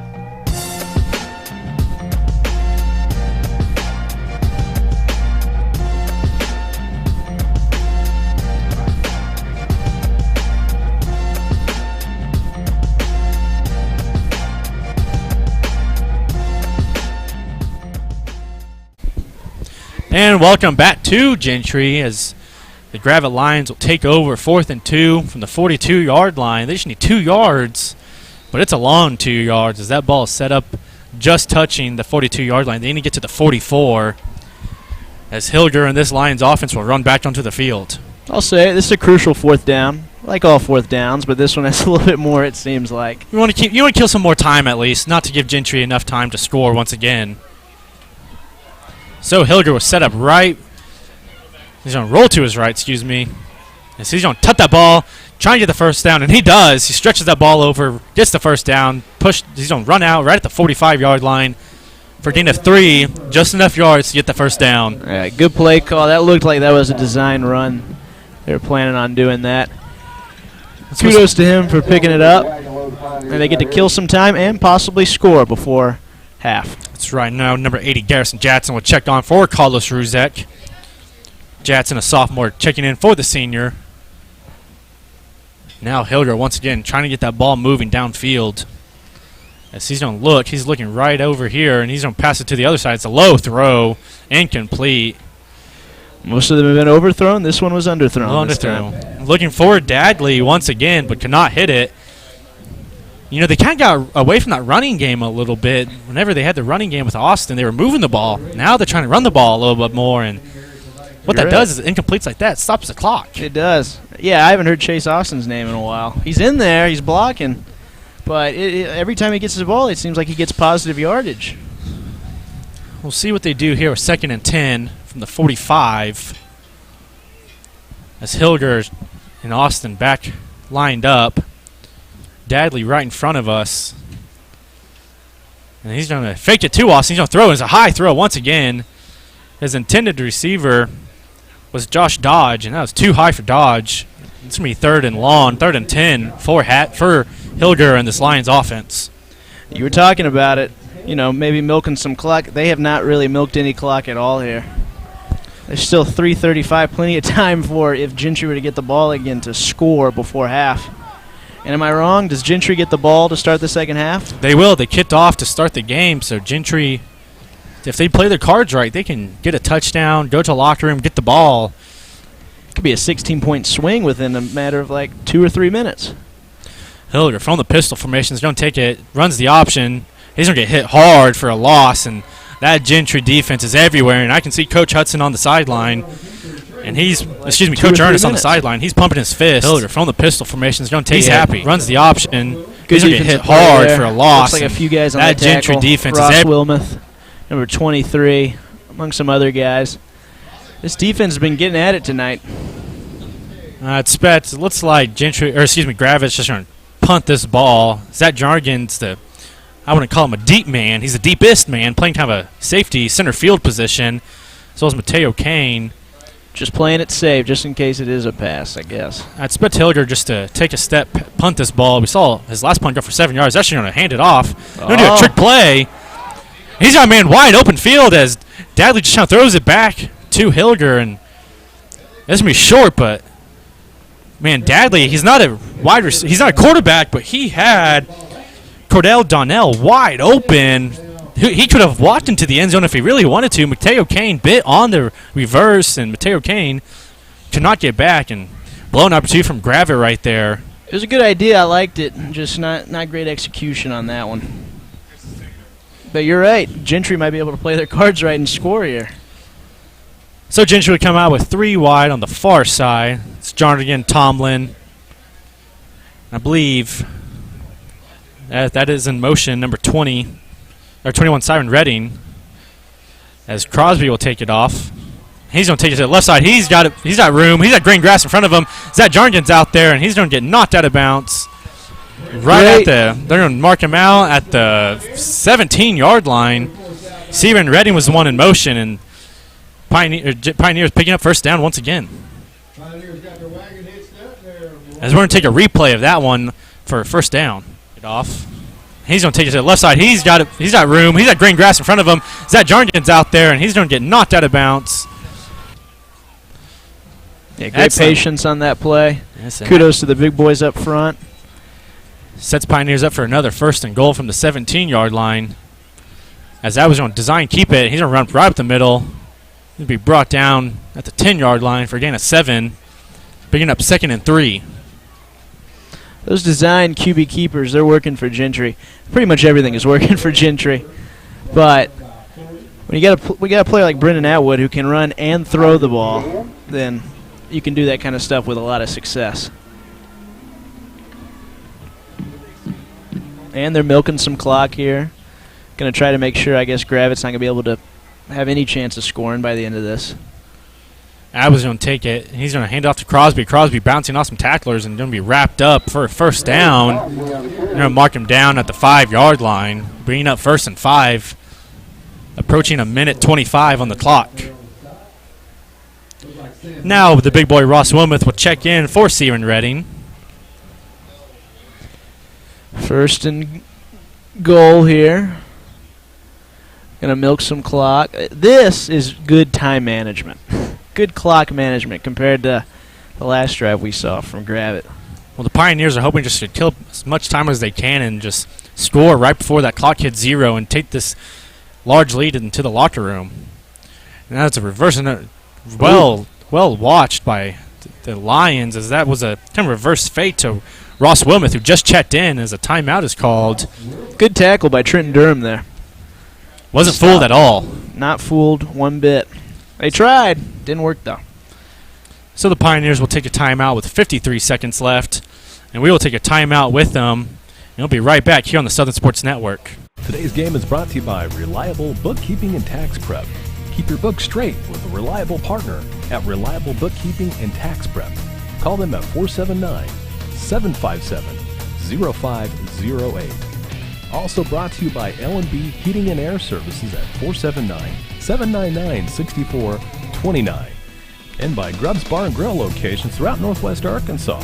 Enjoy all Southern Sports Network broadcasts with all your friends and family at Grubbs Bar and Grill locations throughout Northwest Arkansas. And welcome back to Gentry, Arkansas, as timeout is just in for both teams, and both teams should be coming back on the field momentarily, but this has been all Gentry. It has. You agree with me on, Heath. What have you seen from this Gentry offense?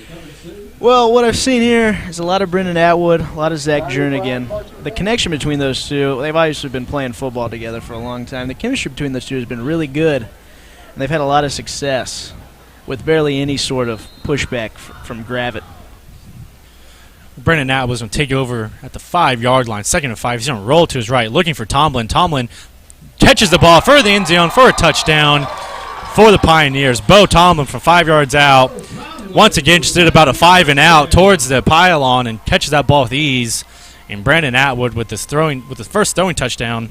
As we're going to take a look at that touchdown pass. The 5-yard line, 2nd and 5. He's going to roll to his right, looking for Tomlin. Tomlin catches the ball for the end zone for a touchdown for the Pioneers. Bo Tomlin from 5 yards out.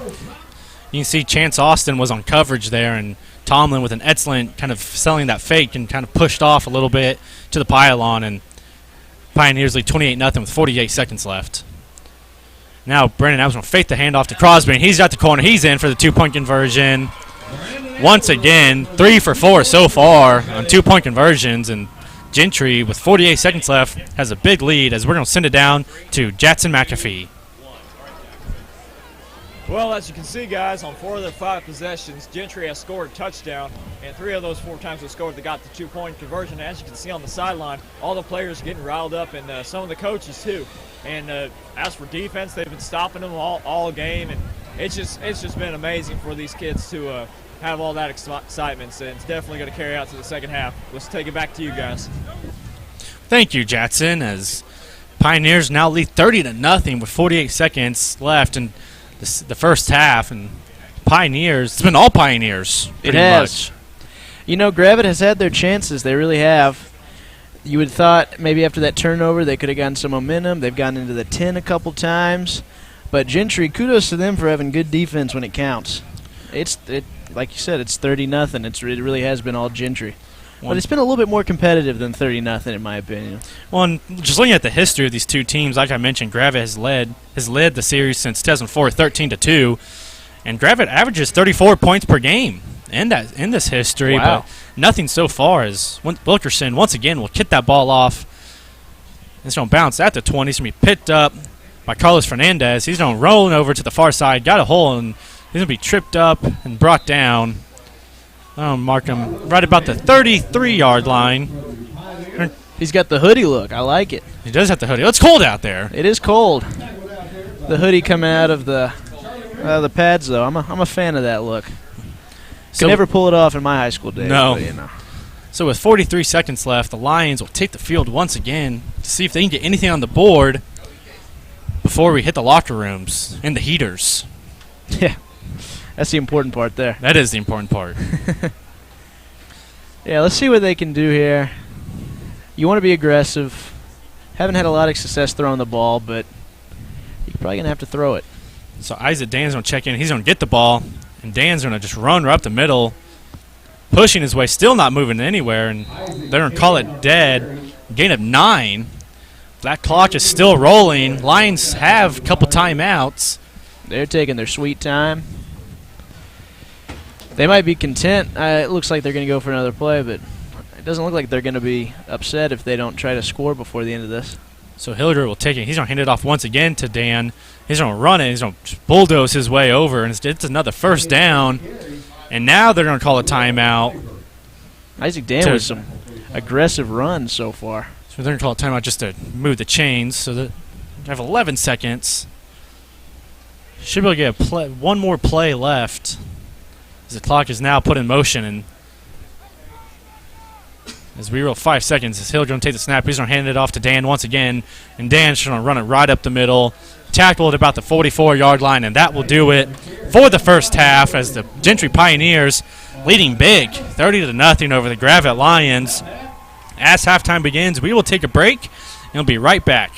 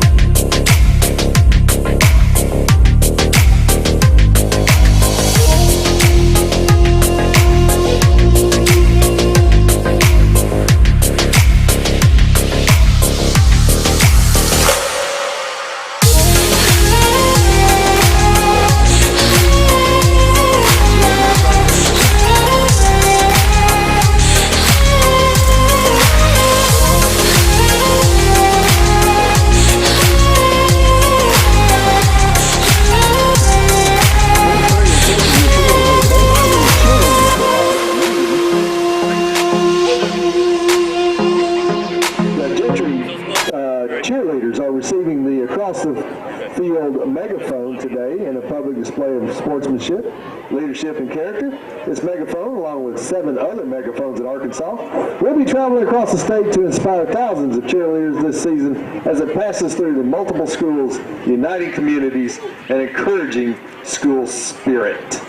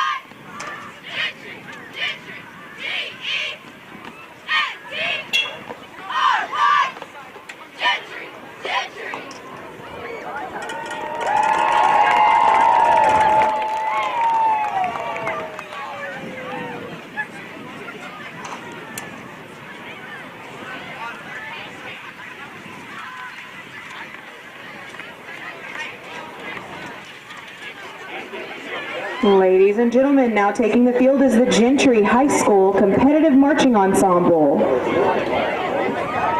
This year, the band would like to thank its 9 senior members who will graduate after this year. These guys have put in countless hours of work and dedication, oftentimes putting in over 80 hours a week between rehearsal, performances, and competitions. Our 9 seniors this year are Holden Wills, Jacob Skaggs, Melanie Yang, Autumn Broglin, Dylan Sedadal, Max Eckert, Josh Harris, Josh Miller, and Jaden Lotus. Thank you so much, seniors, for all of your tireless work and dedication. As the band takes the field, we would like to say just a little bit about this year's show. The group this year has been very special and has brought home over 16 trophies this season alone. They're on display at the very front of the field for you tonight. The band has ultimately competed with and overcome multiple 6 and 7A schools this year. The show this year is entitled Blueprint and is a musical depiction of Martin Luther King Jr.'s speech, Your Life's Blueprint. This show has challenged our students to build a life that they are proud of after high school. For the final time, Gentry Bands is proud to present their 2019 competitive show entitled Blueprint.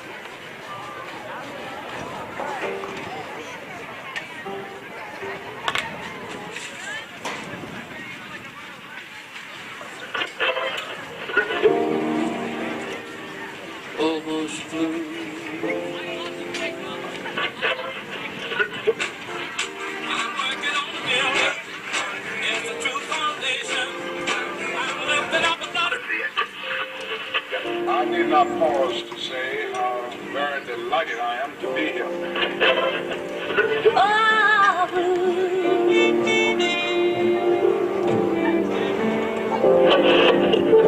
But I want to ask you a question, and that is, what is in your life's blueprint? This is the most important and crucial period of your lives, for what you do now and what you decide now at this age may well determine which way your life shall go. And whenever a building is constructed, you usually have an architect who draws a blueprint. And that blueprint serves as the pattern, as the guide as the model for those who are to build the building. And a building is not well erected without a good, sound, and solid blueprint. Without a good, sound, and solid blueprint.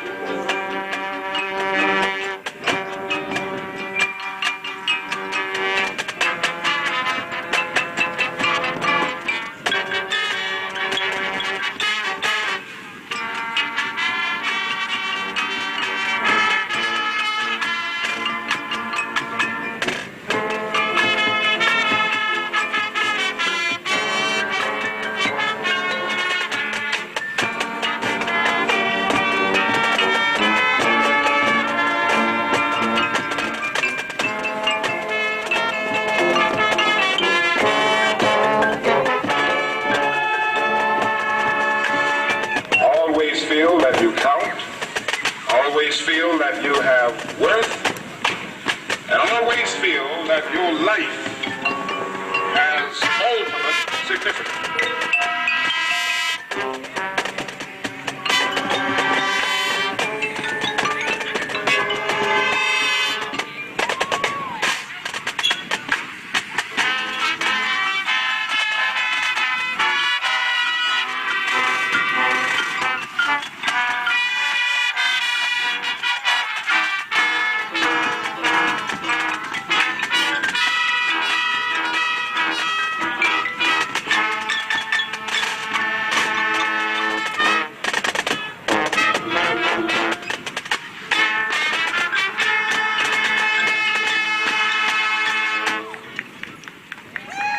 Secondly,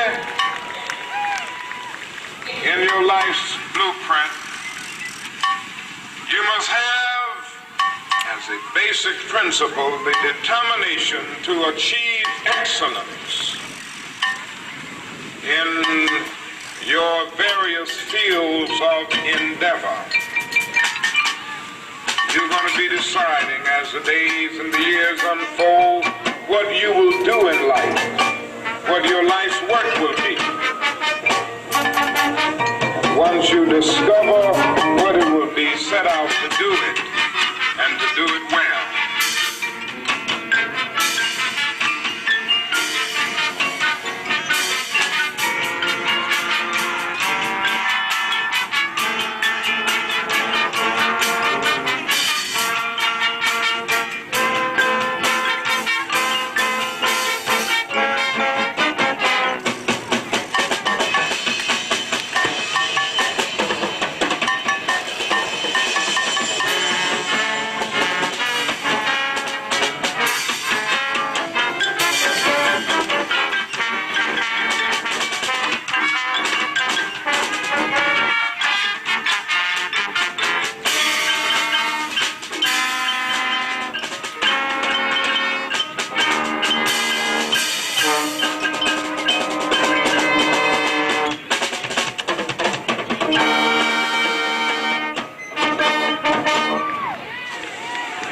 Say to you, my young friends, that doors are opening to each of you.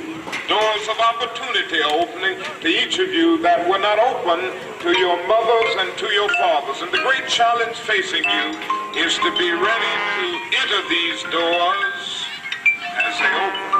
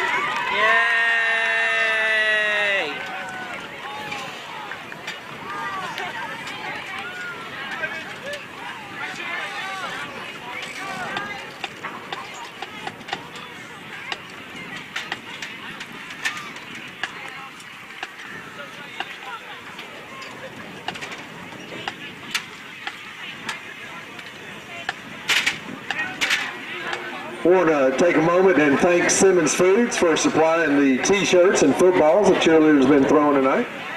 We appreciate it.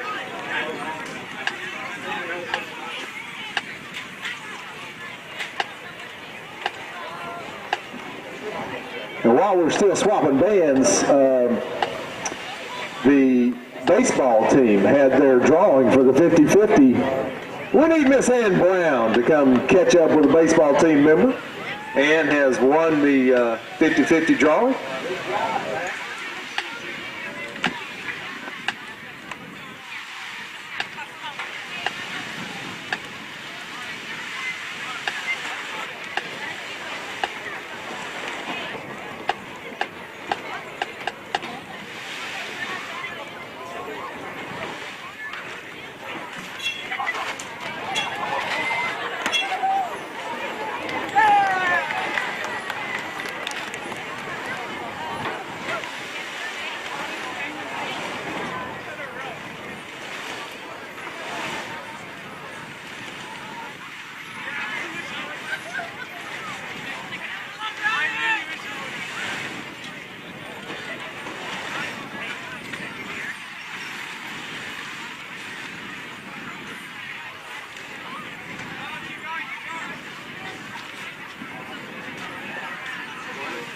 Hey, Pioneer fans, let's welcome the Gravette Lion Marching Band.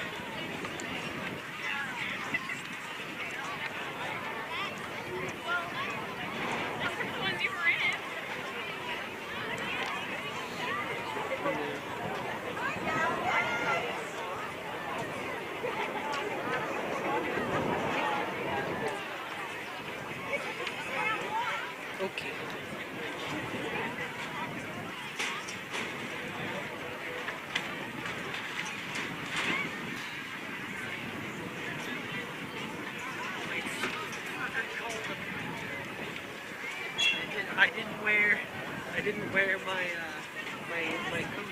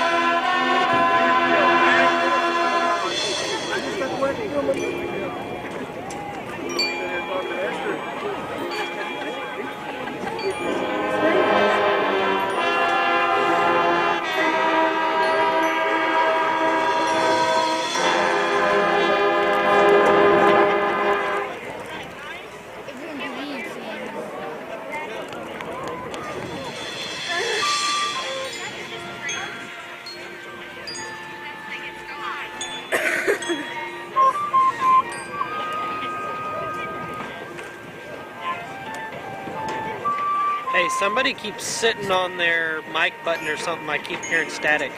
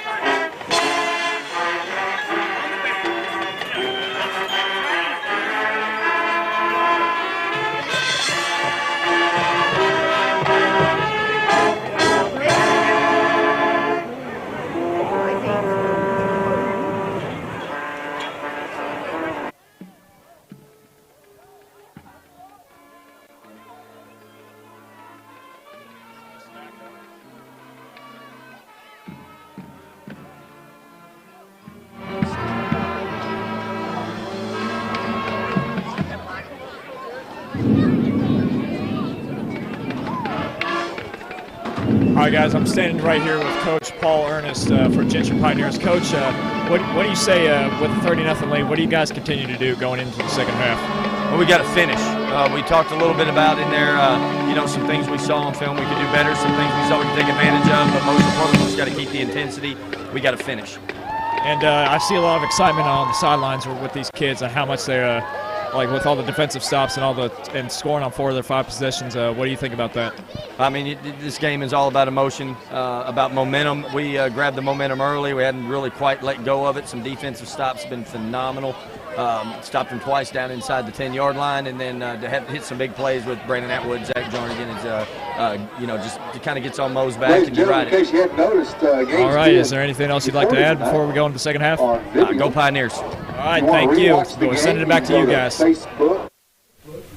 thank you so much for that, Jatson. As great insight by Coach Easton right there, and his Pioneers have a commanding lead, 30-0, and Heath, what can you tell us about this offense, and what have you seen from them so far? Number 1, Brandon Atwood.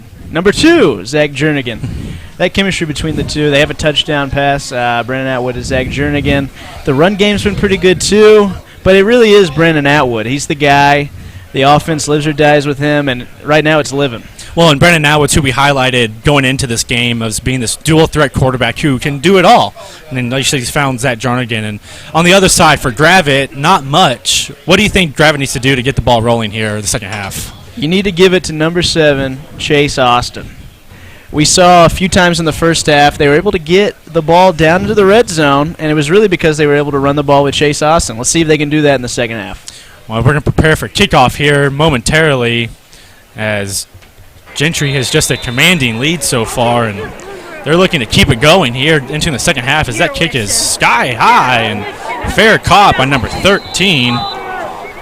That is Bryson Walker, the sophomore. He called a fair catch. Very smartly done, too. He just tried to fair catch the ball, and Gentry's going to take over at about the 36-yard line. Pretty good field position to start the second half. Interesting kick, really high. I kind of like it, but I don't know. It's a pop fly kick. It's a pop fly kick. And at the time, it doesn't look like much, but 36-yard line, that's about average where Gentry's been starting the ball. That's true. Yeah, they've had good field position for most of the time. I was going to send a man in motion. That's Bo Tomlin. He's going to fake it to Tomlin. He's going to take it to the right. He's going to go right up the middle, get a nice gain right at the first down markers and put him about a yard short. Yeah, he showed speed on that play.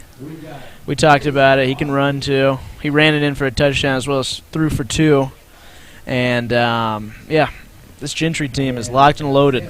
Well, and Chase Austin, who we just highlighted with Brandon Atwood, was on the tackle. So our two playmakers right there going head-to-head, colliding. Nice. That sets us well for us. So now Charlie Reams is in the backfield with Atwood as they're going to break this huddle. And Reams is going to go to Atwood's right as Atwood's going to send Tomlin once again in motion. Now he's going to take it. He's going to look to his right. And he's got his running back, Charlie Reams, wide. Oh, and it was caught right at the 35, and going to be brought down at the 30-yard line. Nice catch and pass right there to Charlie Reams. Let's take another look at that. The 5-yard line, 2nd and 5. He's going to roll to his right, looking for Tomlin. Tomlin catches the ball for the end zone for a touchdown. Well, that was a good replay, just not the one that we just saw. A good touchdown replay. I like watching touchdowns. What a pass, though, by Brandon Atwood on that. Right over the hands of the defender for a nice gain. Right about the 30-yard line, it looks like. So Atwood once again setting up in Gravette territory. He's going to keep it the entire way, following his blockers. He's going to get a couple yards and brought down about a gain of 5. We're marking him down at the 19-yard line. Red zone time. It seems that we've seen Gentry in the red zone more often than not. We have. And we said it before, and I'll say it again, they've had really no resistance from this Gravette defense here. And looks like they're probably going to score again on this drive to make it at least 36-0. This is a Gravette defense that allows almost 30 points per game, so they're right on just at halftime. And Atwood can't find anything. He's going to take it up the middle. He's going to juke out defenders. He's going to hit, mark him down right at the 14-yard line. We're going to take another look at 30 points per game, so they're right on just at halftime. And Atwood can't find anything. He's going to take it up the middle. He's going to juke out defenders. He's going to hit, mark him down right at the 14-yard. Yeah, good awareness there to be able to see that he had nothing downfield and he kept it and made up the yardage with his feet. You see there's a bunch of green grass, partially dead grass, partially green grass in front of Atwood, and decided to keep that ball very well. Very smart, like you mentioned. So Atwood, 2 running backs. He's going to hand it off, and Charlie Reams is going to take it right up the middle, and another big run. And that sets up Gentry just about 3 yards out, once again, seeming unstoppable here. I mean, seriously, yeah. No sort of pushback. Pretty much a flawless drive so far. I mean, it is a little tricky when you're thinking at all times, okay, is this quarterback going to keep it? Is the running back going to get it? It does keep the defense guessing, but, yeah, Gentry's been great so far. I'm going to hand it off to Charlie Reams once again, and he is shaking the head. Yes, touchdown, Gentry. As Charlie Reams punches it in from 3 yards out, and now Gentry just adding it on. And let's take another look at that touchdown run to Charlie Reams once again, and he is shaking the head. Yes, touch. So now once again the Pioneers will line up for a 2-point conversion to make this they're actually going to get the field goal with number 3, Emmy Hayes. Hey, look at that.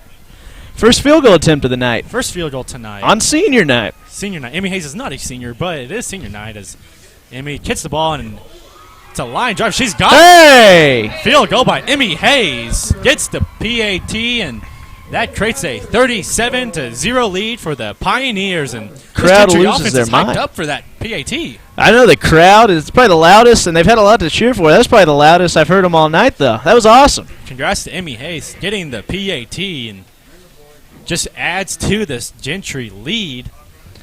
And the Lions of Gravette just seem to – they're not able to stop Gentry. They're able to move the ball down a little bit, but they're not able to stop this Gentry offense. And obviously, Coach Kelby Bohannon is going to have to do something to get his Gravette team pumped up, ready, and see if they can get any momentum on their side. But right now it's been all Gentry. It has.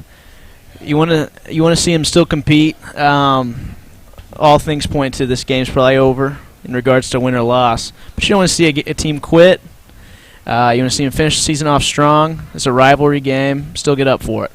Blake Wilkinson kicks this one off once again, and Millsap's going to take it. He's at the 30, looking for some blockers. He's going to get knocked down. Martin about the 36-yard line. It's not bad. Gravette. Not bad starting field position, though. No, that's about average where we've seen, like we said. It's about where they've been setting up most of their possession so far. And Evan, I want to see a steady dosage of Chase Austin on this drive. I agree. I do. I agree. You know, that one drive there's been 2 drives for Gravette. They've been able to just march down the field. Obviously, no points have been able to come out of it, but they have been able to at least get the ball moving down the field. And it all is mostly because of Chase Austin. Chase Austin, and, credit the offensive line. They've gotten some good push out front, but Chase Austin is a good running back who should be utilized as much as possible for this Gravette team. Austin's not even going to check in. Isaac Dan, the junior, is going to come in. We saw at the end of the half, Isaac was able to just mow over some defenders, but they're going to actually throw the ball. It's another high one. Just a little too Mason high. Dadley. Yeah, you're talking about number 32, Isaac Dan. He did come in there at the end of the second quarter. He looked aggressive running. So let's see if he can, get some of the same success that Austin had in the first half. No gloves, no wristbands, no sleeves for Dan. He's going old school. That's a power move right there. It is a power move. 3 defensive linemen lined up, and Hilger's looking still, almost slips, stays on his feet, tuts it, and is going to be tripped up. Nice tackle by Jonah Summers, number 1. The sophomore getting in there and not allowing anything, and Gravette once again just cannot get anything going. Great open field tackle there. Looked like quarterback could have gotten a few on that play, but it was great. So now if you've looked at that clock and it seems to not stop, well, that's just because at 35 points, there's a continuous clock. So for the rest of the game, and unless Gravette's able to get some points on the board, we'll have a continuous clock.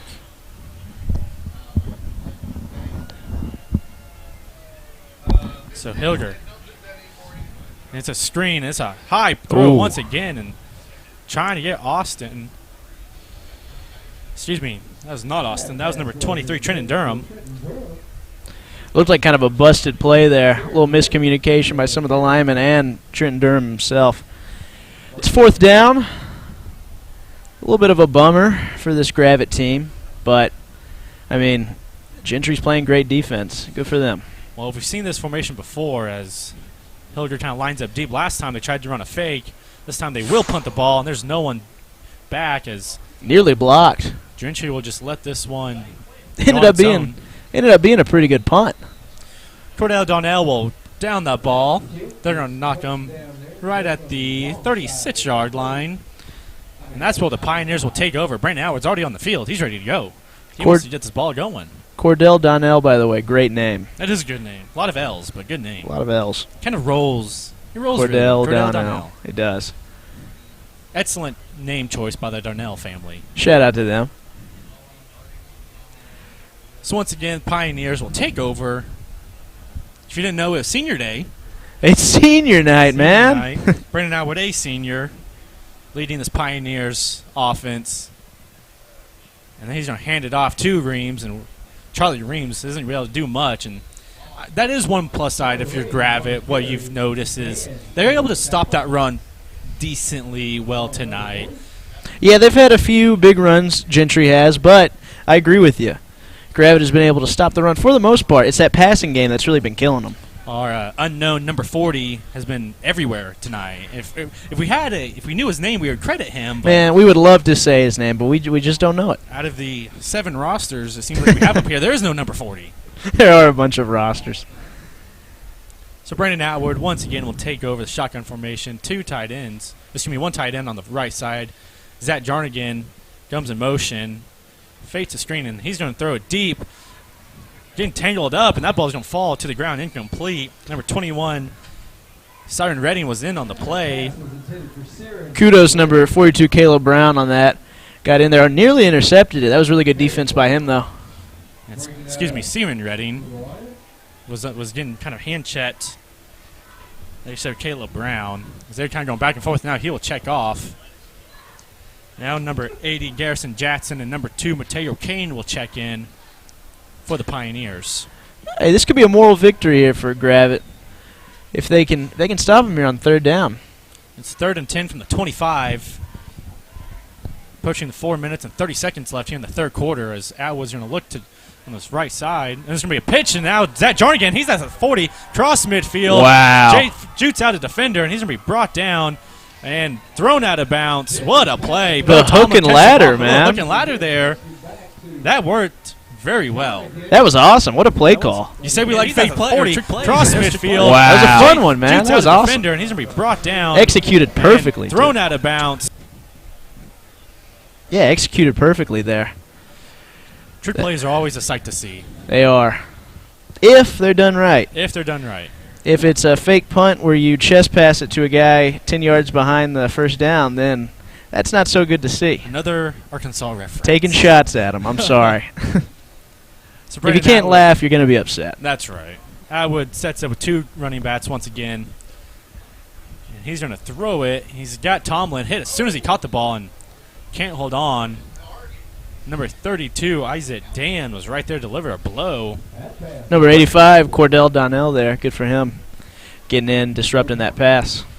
Bo Tomlin was not able to hold on that one. The senior, one of the 11 seniors on senior night here. Really? If you didn't know. So Gentry looking over for 2nd and 10 at the 32-yard line. See if they can get anything going here in Gravette territory. So far, so good for him. Zach Jarnigan and Garrison Jackson on the near side. Mateo Kane and Bo Tomlin on the far side, but they're handed off. As Brendan Crosby mows over to the defender and brought down for a couple yards. Bringing down the 30-yard line.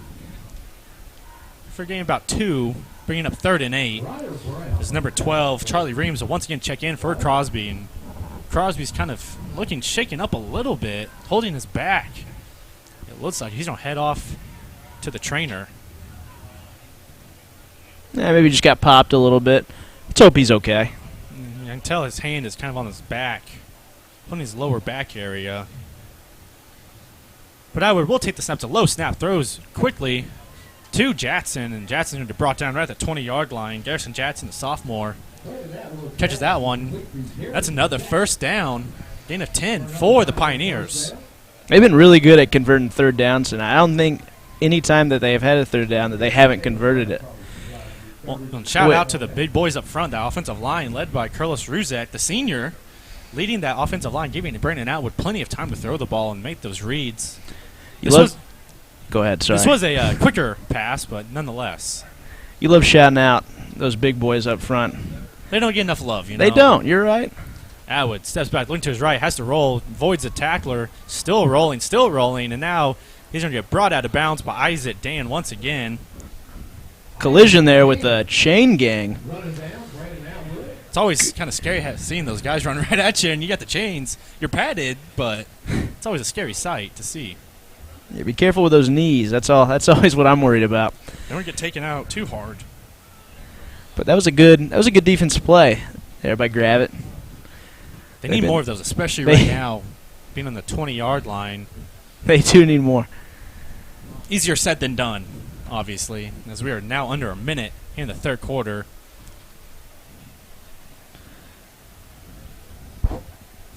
Gentry gets the play in. Charlie Reams set up to the left of Brendan Atwood. 4-receiver split. Sends Mateo Kane in motion. The speedster sits over to the right side. Fumbled the ball. Brendan Atwood picks it up, though, and he's going to get hit immediately by number 51.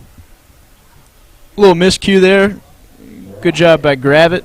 White Coughlin in on there, and good heads-up play. He saw the ball hit the ground, got in Brendan Atwood's face, and dropped him for a loss. Taking advantage of mistakes. That's what you want to do. It's 3rd and long, though. Let's see if their streak continues of converting third downs. Brendan Atwood's kind of looking at his ankle. He's walking as this third quarter will come to an end, with Gentry leading 37-0 over the rival Gravette Lions. And there is the third quarter. So, as we head to the fourth quarter, Gentry leads 37-0, and we will take a break here.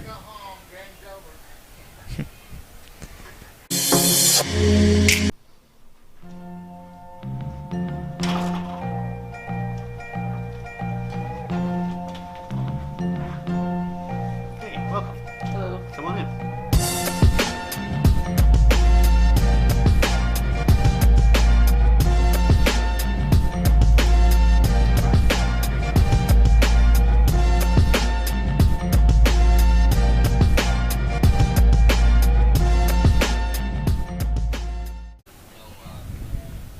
And welcome back to Gentry, Arkansas, as the Gentry Pioneers are steamrolling past the Gravette Lions 37-0 as we start the fourth quarter. And the Pioneers will be set up at the 27-yard line, looking to get another touchdown in. Yeah, it's been pretty much flawless from Gentry all night, offense and defense, really. No scores for Gravette, like you can see. And Gentry has never had to punt the ball. They've pretty much been able to get into the end zone every time without any sort of resistance. So Brandon Atwood will march on the field once again for Gentry. He's having a great game right now. Absolutely. Really, all these guys are. For the Gentry Pioneers. Atwood, he's going to take the snap. He's looking to his right. He's got Tomlin on the near side. Nice tackle right there. And he's brought down just past the 20-yard line. You see we have a rolling ticker now as that Shiloh P. Ridge game, 14-14 in the third quarter. Close one between Shiloh and P. Ridge. Ooh, also CAC's up 28-6 on Stuttgart, it looks like. That Shiloh P. Ridge, that's 1-2 in the 4A Region 1. A big game there tonight. That is a big game. That's for the first seed in the 4A going to the tournament. As we know, it's senior night. It's senior night. So this is our last chance before tournament play starts. As that was going to roll to his left, looking for Jarnigan in the end zone. There's a pass, and it's going to be picked off, it looks like. It is. Interception. Right at about the 2-yard line. They're going to get a Graves going to take over. To his left, looking for Jarnigan in the end zone. There's a pass, and it's going to be picked off, it looks like. It is. Interception. Right at. Nice interception right there. Yeah. Picked off there. Caleb Brown. Good for him. Senior night. And even though he's not being recognized, we can still recognize him. I will recognize him. And you want to look for these little victories if you grab it, and that's a little victory right there. Something to smile to look when you're watching film and say, here's something that we did good. We were able to watch Jarnigan, read Atwood, and pick that one off. Now, we can talk about it, I guess, in depth a little bit more, but I want to talk about a little playoff things after this play. Well, Isaac Dan going up the middle. He's rolling the defenders. That could be a 98-yard touchdown. Mateo Kane could catch him. Isaac Dan, the big boy, as Jarnigan's also catching him. And he's brought down. See where they mark him. Looks like about the 18-yard line. Isaac Dan. What a run. Going up the middle. He's rolling the defenders. That could be a 98-yard touchdown. Mateo Kane could catch him. Isaac Dan, the big boy, as Jarnigan's also catching him. And he's brought down. Nice speed right there by Mateo Kane and Zach Jarnigan catching Isaac Dan. It looked like Isaac Dan got gas there at the end. Hey, if you're running for that long, you do get a little tired. Big boy run, though. That was awesome. That's another one of those little victories. Absolutely. That sets up Gravette at the 18-yard line. I need to pause as his chains get reset. Clock is still running, though. It's a high snap, but Millsap will take it. And it's just stuffed at the line. Nothing going once again as Pioneers defense just swarmed Millsap and didn't allow anything. Looks like number 22, Anthony Hernandez, was in there getting the stop. Now, Gentry locked in for the playoffs, right? Gravette, what's their chances here? If they were to win this game, would they be in? Absolutely. No, win or lose for Gravette, they will be in. Cool. At this rate, they will be most likely playing Warren, who's in second place of Region 8, as Millsap takes that and is going to get stopped. Yeah, so looking at this game, they will play Warren on November 15th. That will be at 7 o'clock for Gravette. Now, for Gentry, it's confusion right now. There's not a set opponent yet for Gentry, as they will be playing the third place of Region 7. But now, if you look at the top three in Region 7, they are all tied. Arkadelphia, Robinson, and Nashville. They each beat each other. They all had the same overall record and the same conference record. So it's confusion right now. As Millsap takes that, and he's into the end zone. Touchdown, Gravette, with 8 minutes left, as the clock will still be running right now. And the Lions at least get on the board here. They avoid the shutout. They still got work to do, but they are on the board. Here, 8 minutes left in the fourth quarter. That was a great drive right there. Nice run by Millsap right up the middle. As the point after by Renz Koopman will try to hit this PAT. And it is good. So Gravette is on the board, down 37-7. And because they avoided 35, that clock will stop. So Gentry will come off the field, and Gravette will line up for just their second kickoff today. Excuse me, tonight. It is the evening time. It's dark out there. It is dark out there. Daylight savings is in full effect. It's a little chilly. Feels good in here in the booth, though. It's a little chilly. Cold, but it's hit or miss. We got a heater. We do. It's feeling all right. But you're right, it's a little chilly. So Gentry will line up for the kickoff. I would expect a short kickoff here, if a kickoff, if not an onside. Right, we were talking about we love trick plays. I also love a good onside kick. Regardless of if they get it or not, it's just a little bit more exciting, you know? Oh, absolutely. Well, Zach Jargan's the deepest man, and he's at the 20-yard line. And now him and Mateo Kane are going to talk it over. They're going to switch spots. Mateo Kane is backing up. He's about the 15-yard line.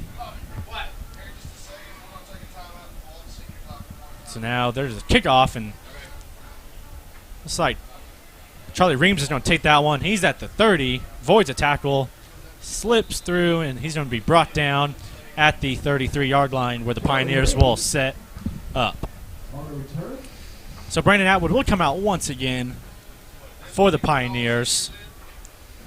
And we'll see as there's 7.5 minutes left, see if you load up with seniors or put all your second string in for the Pioneers. It looks like they're going to keep them in. Maybe load up on seniors and then, like, sub them all out at once for, like, a big, standing ovation. We'll see how it goes. Well, Dawson Wright, a sophomore, was in, and now they're going to take him out, and Bo Tomlin's going to come in. It's senior time. Brennan Atwood is in, as well as Garrison Jackson and Mateo Kane. Excuse me, Bo Tomlin. There's going to be a handoff to Charlie Reams. He's going to take up the middle, drag down a shoestring tackle, number 55. Yeah, we talked about it earlier. Gravette has been able to, stop the run a little bit. And so far, I'm going to say it, Gravette is winning this fourth quarter, Evan. So far, they are. And now Blake Wilkinson's going to check in. He's doing more than just kicking tonight. He's had a busy day kicking. He's also a wide receiver. His number 80, Garrison Jackson, will check off for the Pioneers. This is where it gets fun, It's senior night, like we've talked about many a times. And you're up big. And really you can just have fun and hopefully make a good play to shine for a bit. Now there's going to be a handoff to Reams on the run back sweep as he's going to take it to about the 50-yard line, and it looked like Zach Jargan jumped, but no call, and Charlie Reams gets it to the 50-yard line. Excuse me, they're marking at the 49-yard line for the Pioneers. Gentry got away with a little bit of a break there. Good run nonetheless by number 12, Charlie Reams. Charlie Reams, another senior, one of the 11 seniors that we mentioned here tonight, as they are looking over at the sideline to get their play call. Gravette Lions, not much tonight. Just one touchdown, and you can tell the Pioneers are in no hurry as they have 10 seconds to snap the ball. Not in too much of a rush as we approach 5 minutes and 20 seconds. Low and slow, like cooking chicken, Evan. Charlie Reams is going to take it. He's going to hit immediately. Still got a few yards on that play. Good for him. Number 69, Dathan Bosley, another senior for Gravette on the tackle. So many seniors on both sides of the ball. 10 seniors for Gravette and 11 seniors for Gentry. So 21 seniors total playing tonight. Good math. It was quick math. Math isn't my best, but I could do that one. It could be a little struggle on the fly sometimes, Azariah Wood, number 88, another senior is also in there. As you can see once again, Gentry Pioneers just killing time. Still got 18 seconds left to snap the ball. They can get this down to about 4 minutes and, about 20 seconds. Yeah, no sort of rush whatsoever. There's no need. And Crosby's going to take that one up the middle. He's going to get it about a yard. Crosby's going to cross to the 50-yard line. Crosby back in, so whatever injury he had wasn't too serious at all. He's good to go. Hey, shout out to this fan base, by the way. It's really cold out there, and they're still here. They're still cheering loud. The cheerleaders are leading them in a cheer over there at the student section. It's a good atmosphere for a football game tonight. Student section is full. There's a lot of blankets out there, but they showed up to support their seniors tonight. I saw a few guys with heaters. They brought portable heaters out there. I don't blame them. That's smart. I got 34 degrees right now. And dropping. And dropping. It's supposed to be a nice weekend, though. Sunny weekend for some football. LSU coming up this weekend should be a good one. Ooh, I'm excited. I am, too. This might be the best Alabama-LSU game in recent history. There's going to be legitimate offense, you know? Oh, yeah. So, Gentry will take a timeout. And they had to delay a game, but they're called timeout right before. And there's all the seniors. And while we have a second for timeout, let's go through all the seniors for this Gentry team. Start with Mateo Kane, Brandon Atwood, Bo Tomlin, Blake Wilkinson, Charlie Reams, Ross Wilmuth, Jose Barrios, Brett Hester, Kyle Delbick, Carlos Ruzek, and last but not least, Azariah Wood. 11 seniors for this Gentry Pioneers. Done a tremendous job. 6-3 on the year. Looking to move 7-3, 4-2 in conference. Looking to be 5-2. Third place in the 4A Region 1. Going to the playoffs once again. This senior class they've done a tremendous job, and I think head coach Paul Ernest has to be very happy with his seniors. Oh, yeah. Definitely be proud of these guys. It's hard to win football games, and they've had a really good season. It's not over yet, but this is kind of a good ending cap off for the season. Well, and if you're Gentry and you're worried that you're losing all these seniors, well, you have 16 sophomores on your roster, so a very young team for Gentry. So next year, only 6 juniors this year, so only 6 seniors. As that ball is high as Zach Jarnigan, he recovers, he will take it and just run that bounce right at the 50-yard line. Zach Jarnigan is your backup quarterback. I like it.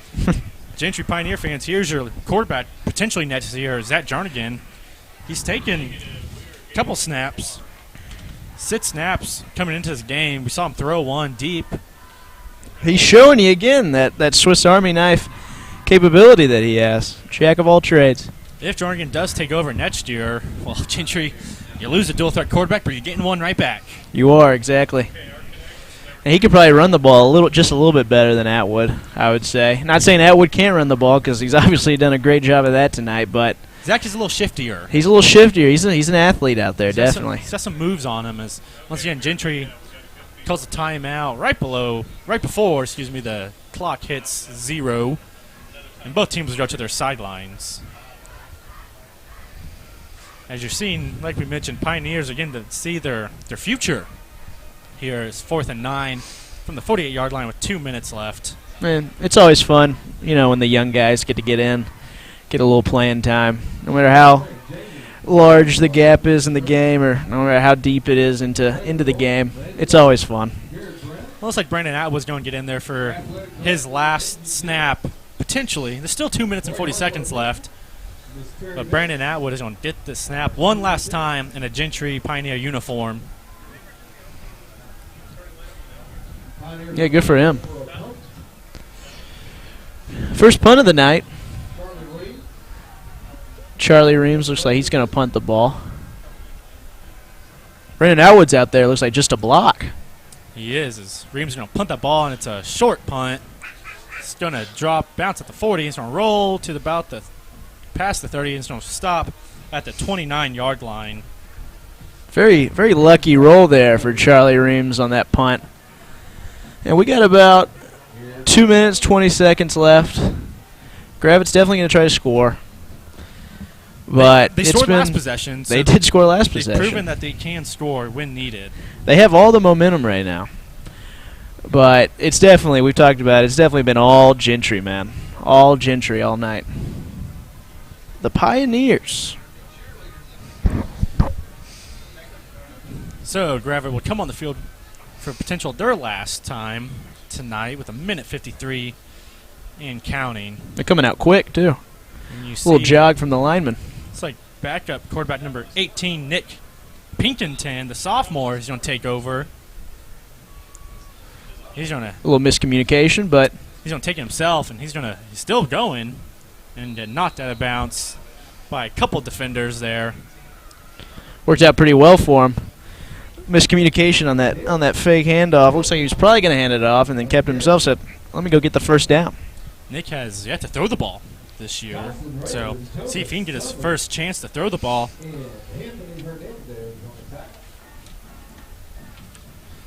As we approach a minute left in this ball game, grab it 1st and 10 at the 41-yard line. They're going to hand it off, and this will be wrapped up immediately. Oh, wow. By number 7. That is Garrett Smith, the junior. Garrett Smith with a great tackle. Wrapped him up. Pulled him down with one hand. Yeah, Trent Durham had nowhere to go. It's number 68, Will Jackson, checks off, sophomore. And he did a little shoulder bump celebration with one of his teammates. 35 seconds left. Gravette once again eyes it Dan. Back in the backfield with Nick Pinkerton. It's a high snap. Pinkerton doesn't roll to his right. He's going to tuck it all the way. It's a designed quarterback run. He's going to get knocked down. He's still up. And now he's thrown down. Wow. He was trying everything he could to stay on his feet, but finally thrown down by number 22, Anthony Hernandez, the sophomore, once again getting involved. As that will be the last play of the game, as that clock will hit 0. The Gentry Pioneers on senior night take it. They win the ball game 37-7. And Gentry will go into the playoffs with a 7-3 record, 7-2 overall. So they will meet at midfield to shake hands. Gravette is going to fall to 4-6 on the year and 3-4 in conference play. So it is. I mean, if you're Gravette, that's not the end of the world, as you are going to the playoffs. Like I said, you're going to play Warren from the Region 8. They were second out of the Region 8. That's a good Warren team that they're going to play. It is. And if you're Gentry, like we mentioned earlier, it's pure chaos right now who you're going to be playing. If you're going to try to follow me here, listen to this. I'm with you. Confusing, okay? I'm going to try. Gentry is going to play whoever finished 3rd in Region 7, okay? The problem is 1st, 2nd, and 3rd are all tied right now. Philadelphia, Robinson, and Nashville have the same record, the same conference record, and they beat each other. There's a triangle, basically, and they all beat each other. So what you're telling me is they're on, like, their 6th tiebreaker right now. Right, so who knows what's going to happen. It all determines, maybe we see an upset tonight. Maybe, Robinson loses, or not saying they are or they did, but maybe we see something like that happen, and that changes the course. So we're going to throw it down to our sideline reporter, Jackson McAfee, with our just a second. We're going to throw it down to him with our player of the game. Hi, everybody. I'm standing here with player of the game, quarterback Brandon Atwood, and I have a couple questions for you, Brandon. First of all, how's it feel to win over your rival Gravette? Oh man, it feels great. We wanted to put up a little bit more, but that's all right. We've had a good season. I think that's the perfect way to finish it. And another question is, how do you guys see yourself going to the playoffs? You're now 7-3 and 5-2 in conference record, finishing 3rd in the 4A-1 standings. How's that feeling going into the postseason? Oh, it feels great. Best record in Gentry history, I think they said since '97. And going into the playoffs, this would be the first playoff win in a long time. And I feel like we're capable of it.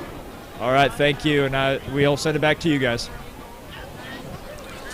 Well, thank you for that, Jackson. As you can just see, Brandon Atwood, a very mature kid, and as he runs back to his huddle, as they greet him, and Brandon Atwood, the senior, going out in his last game in the regular season, and now let's say they're going to run over to the student section. It's party time. It is party time. As anytime you can get a big-time victory over a rival, it's a good time. Especially on senior night of all time. Senior night.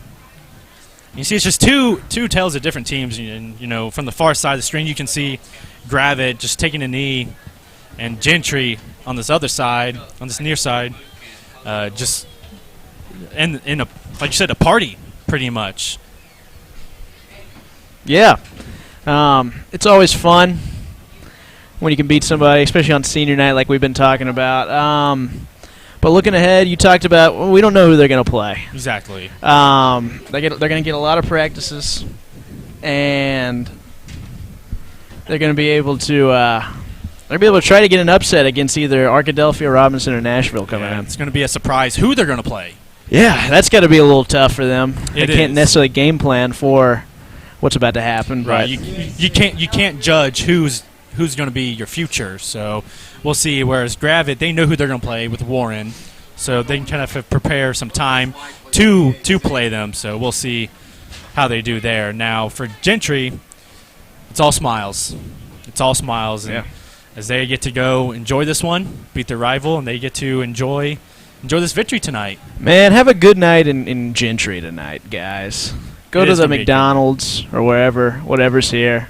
Have a fun time. That's right. So for Heath Anderson, my name is Evan Eccleston for the Southern Sports Network. Thank you for joining us tonight in this season, and we'll be back with you next season right here on the Southern Sports Network.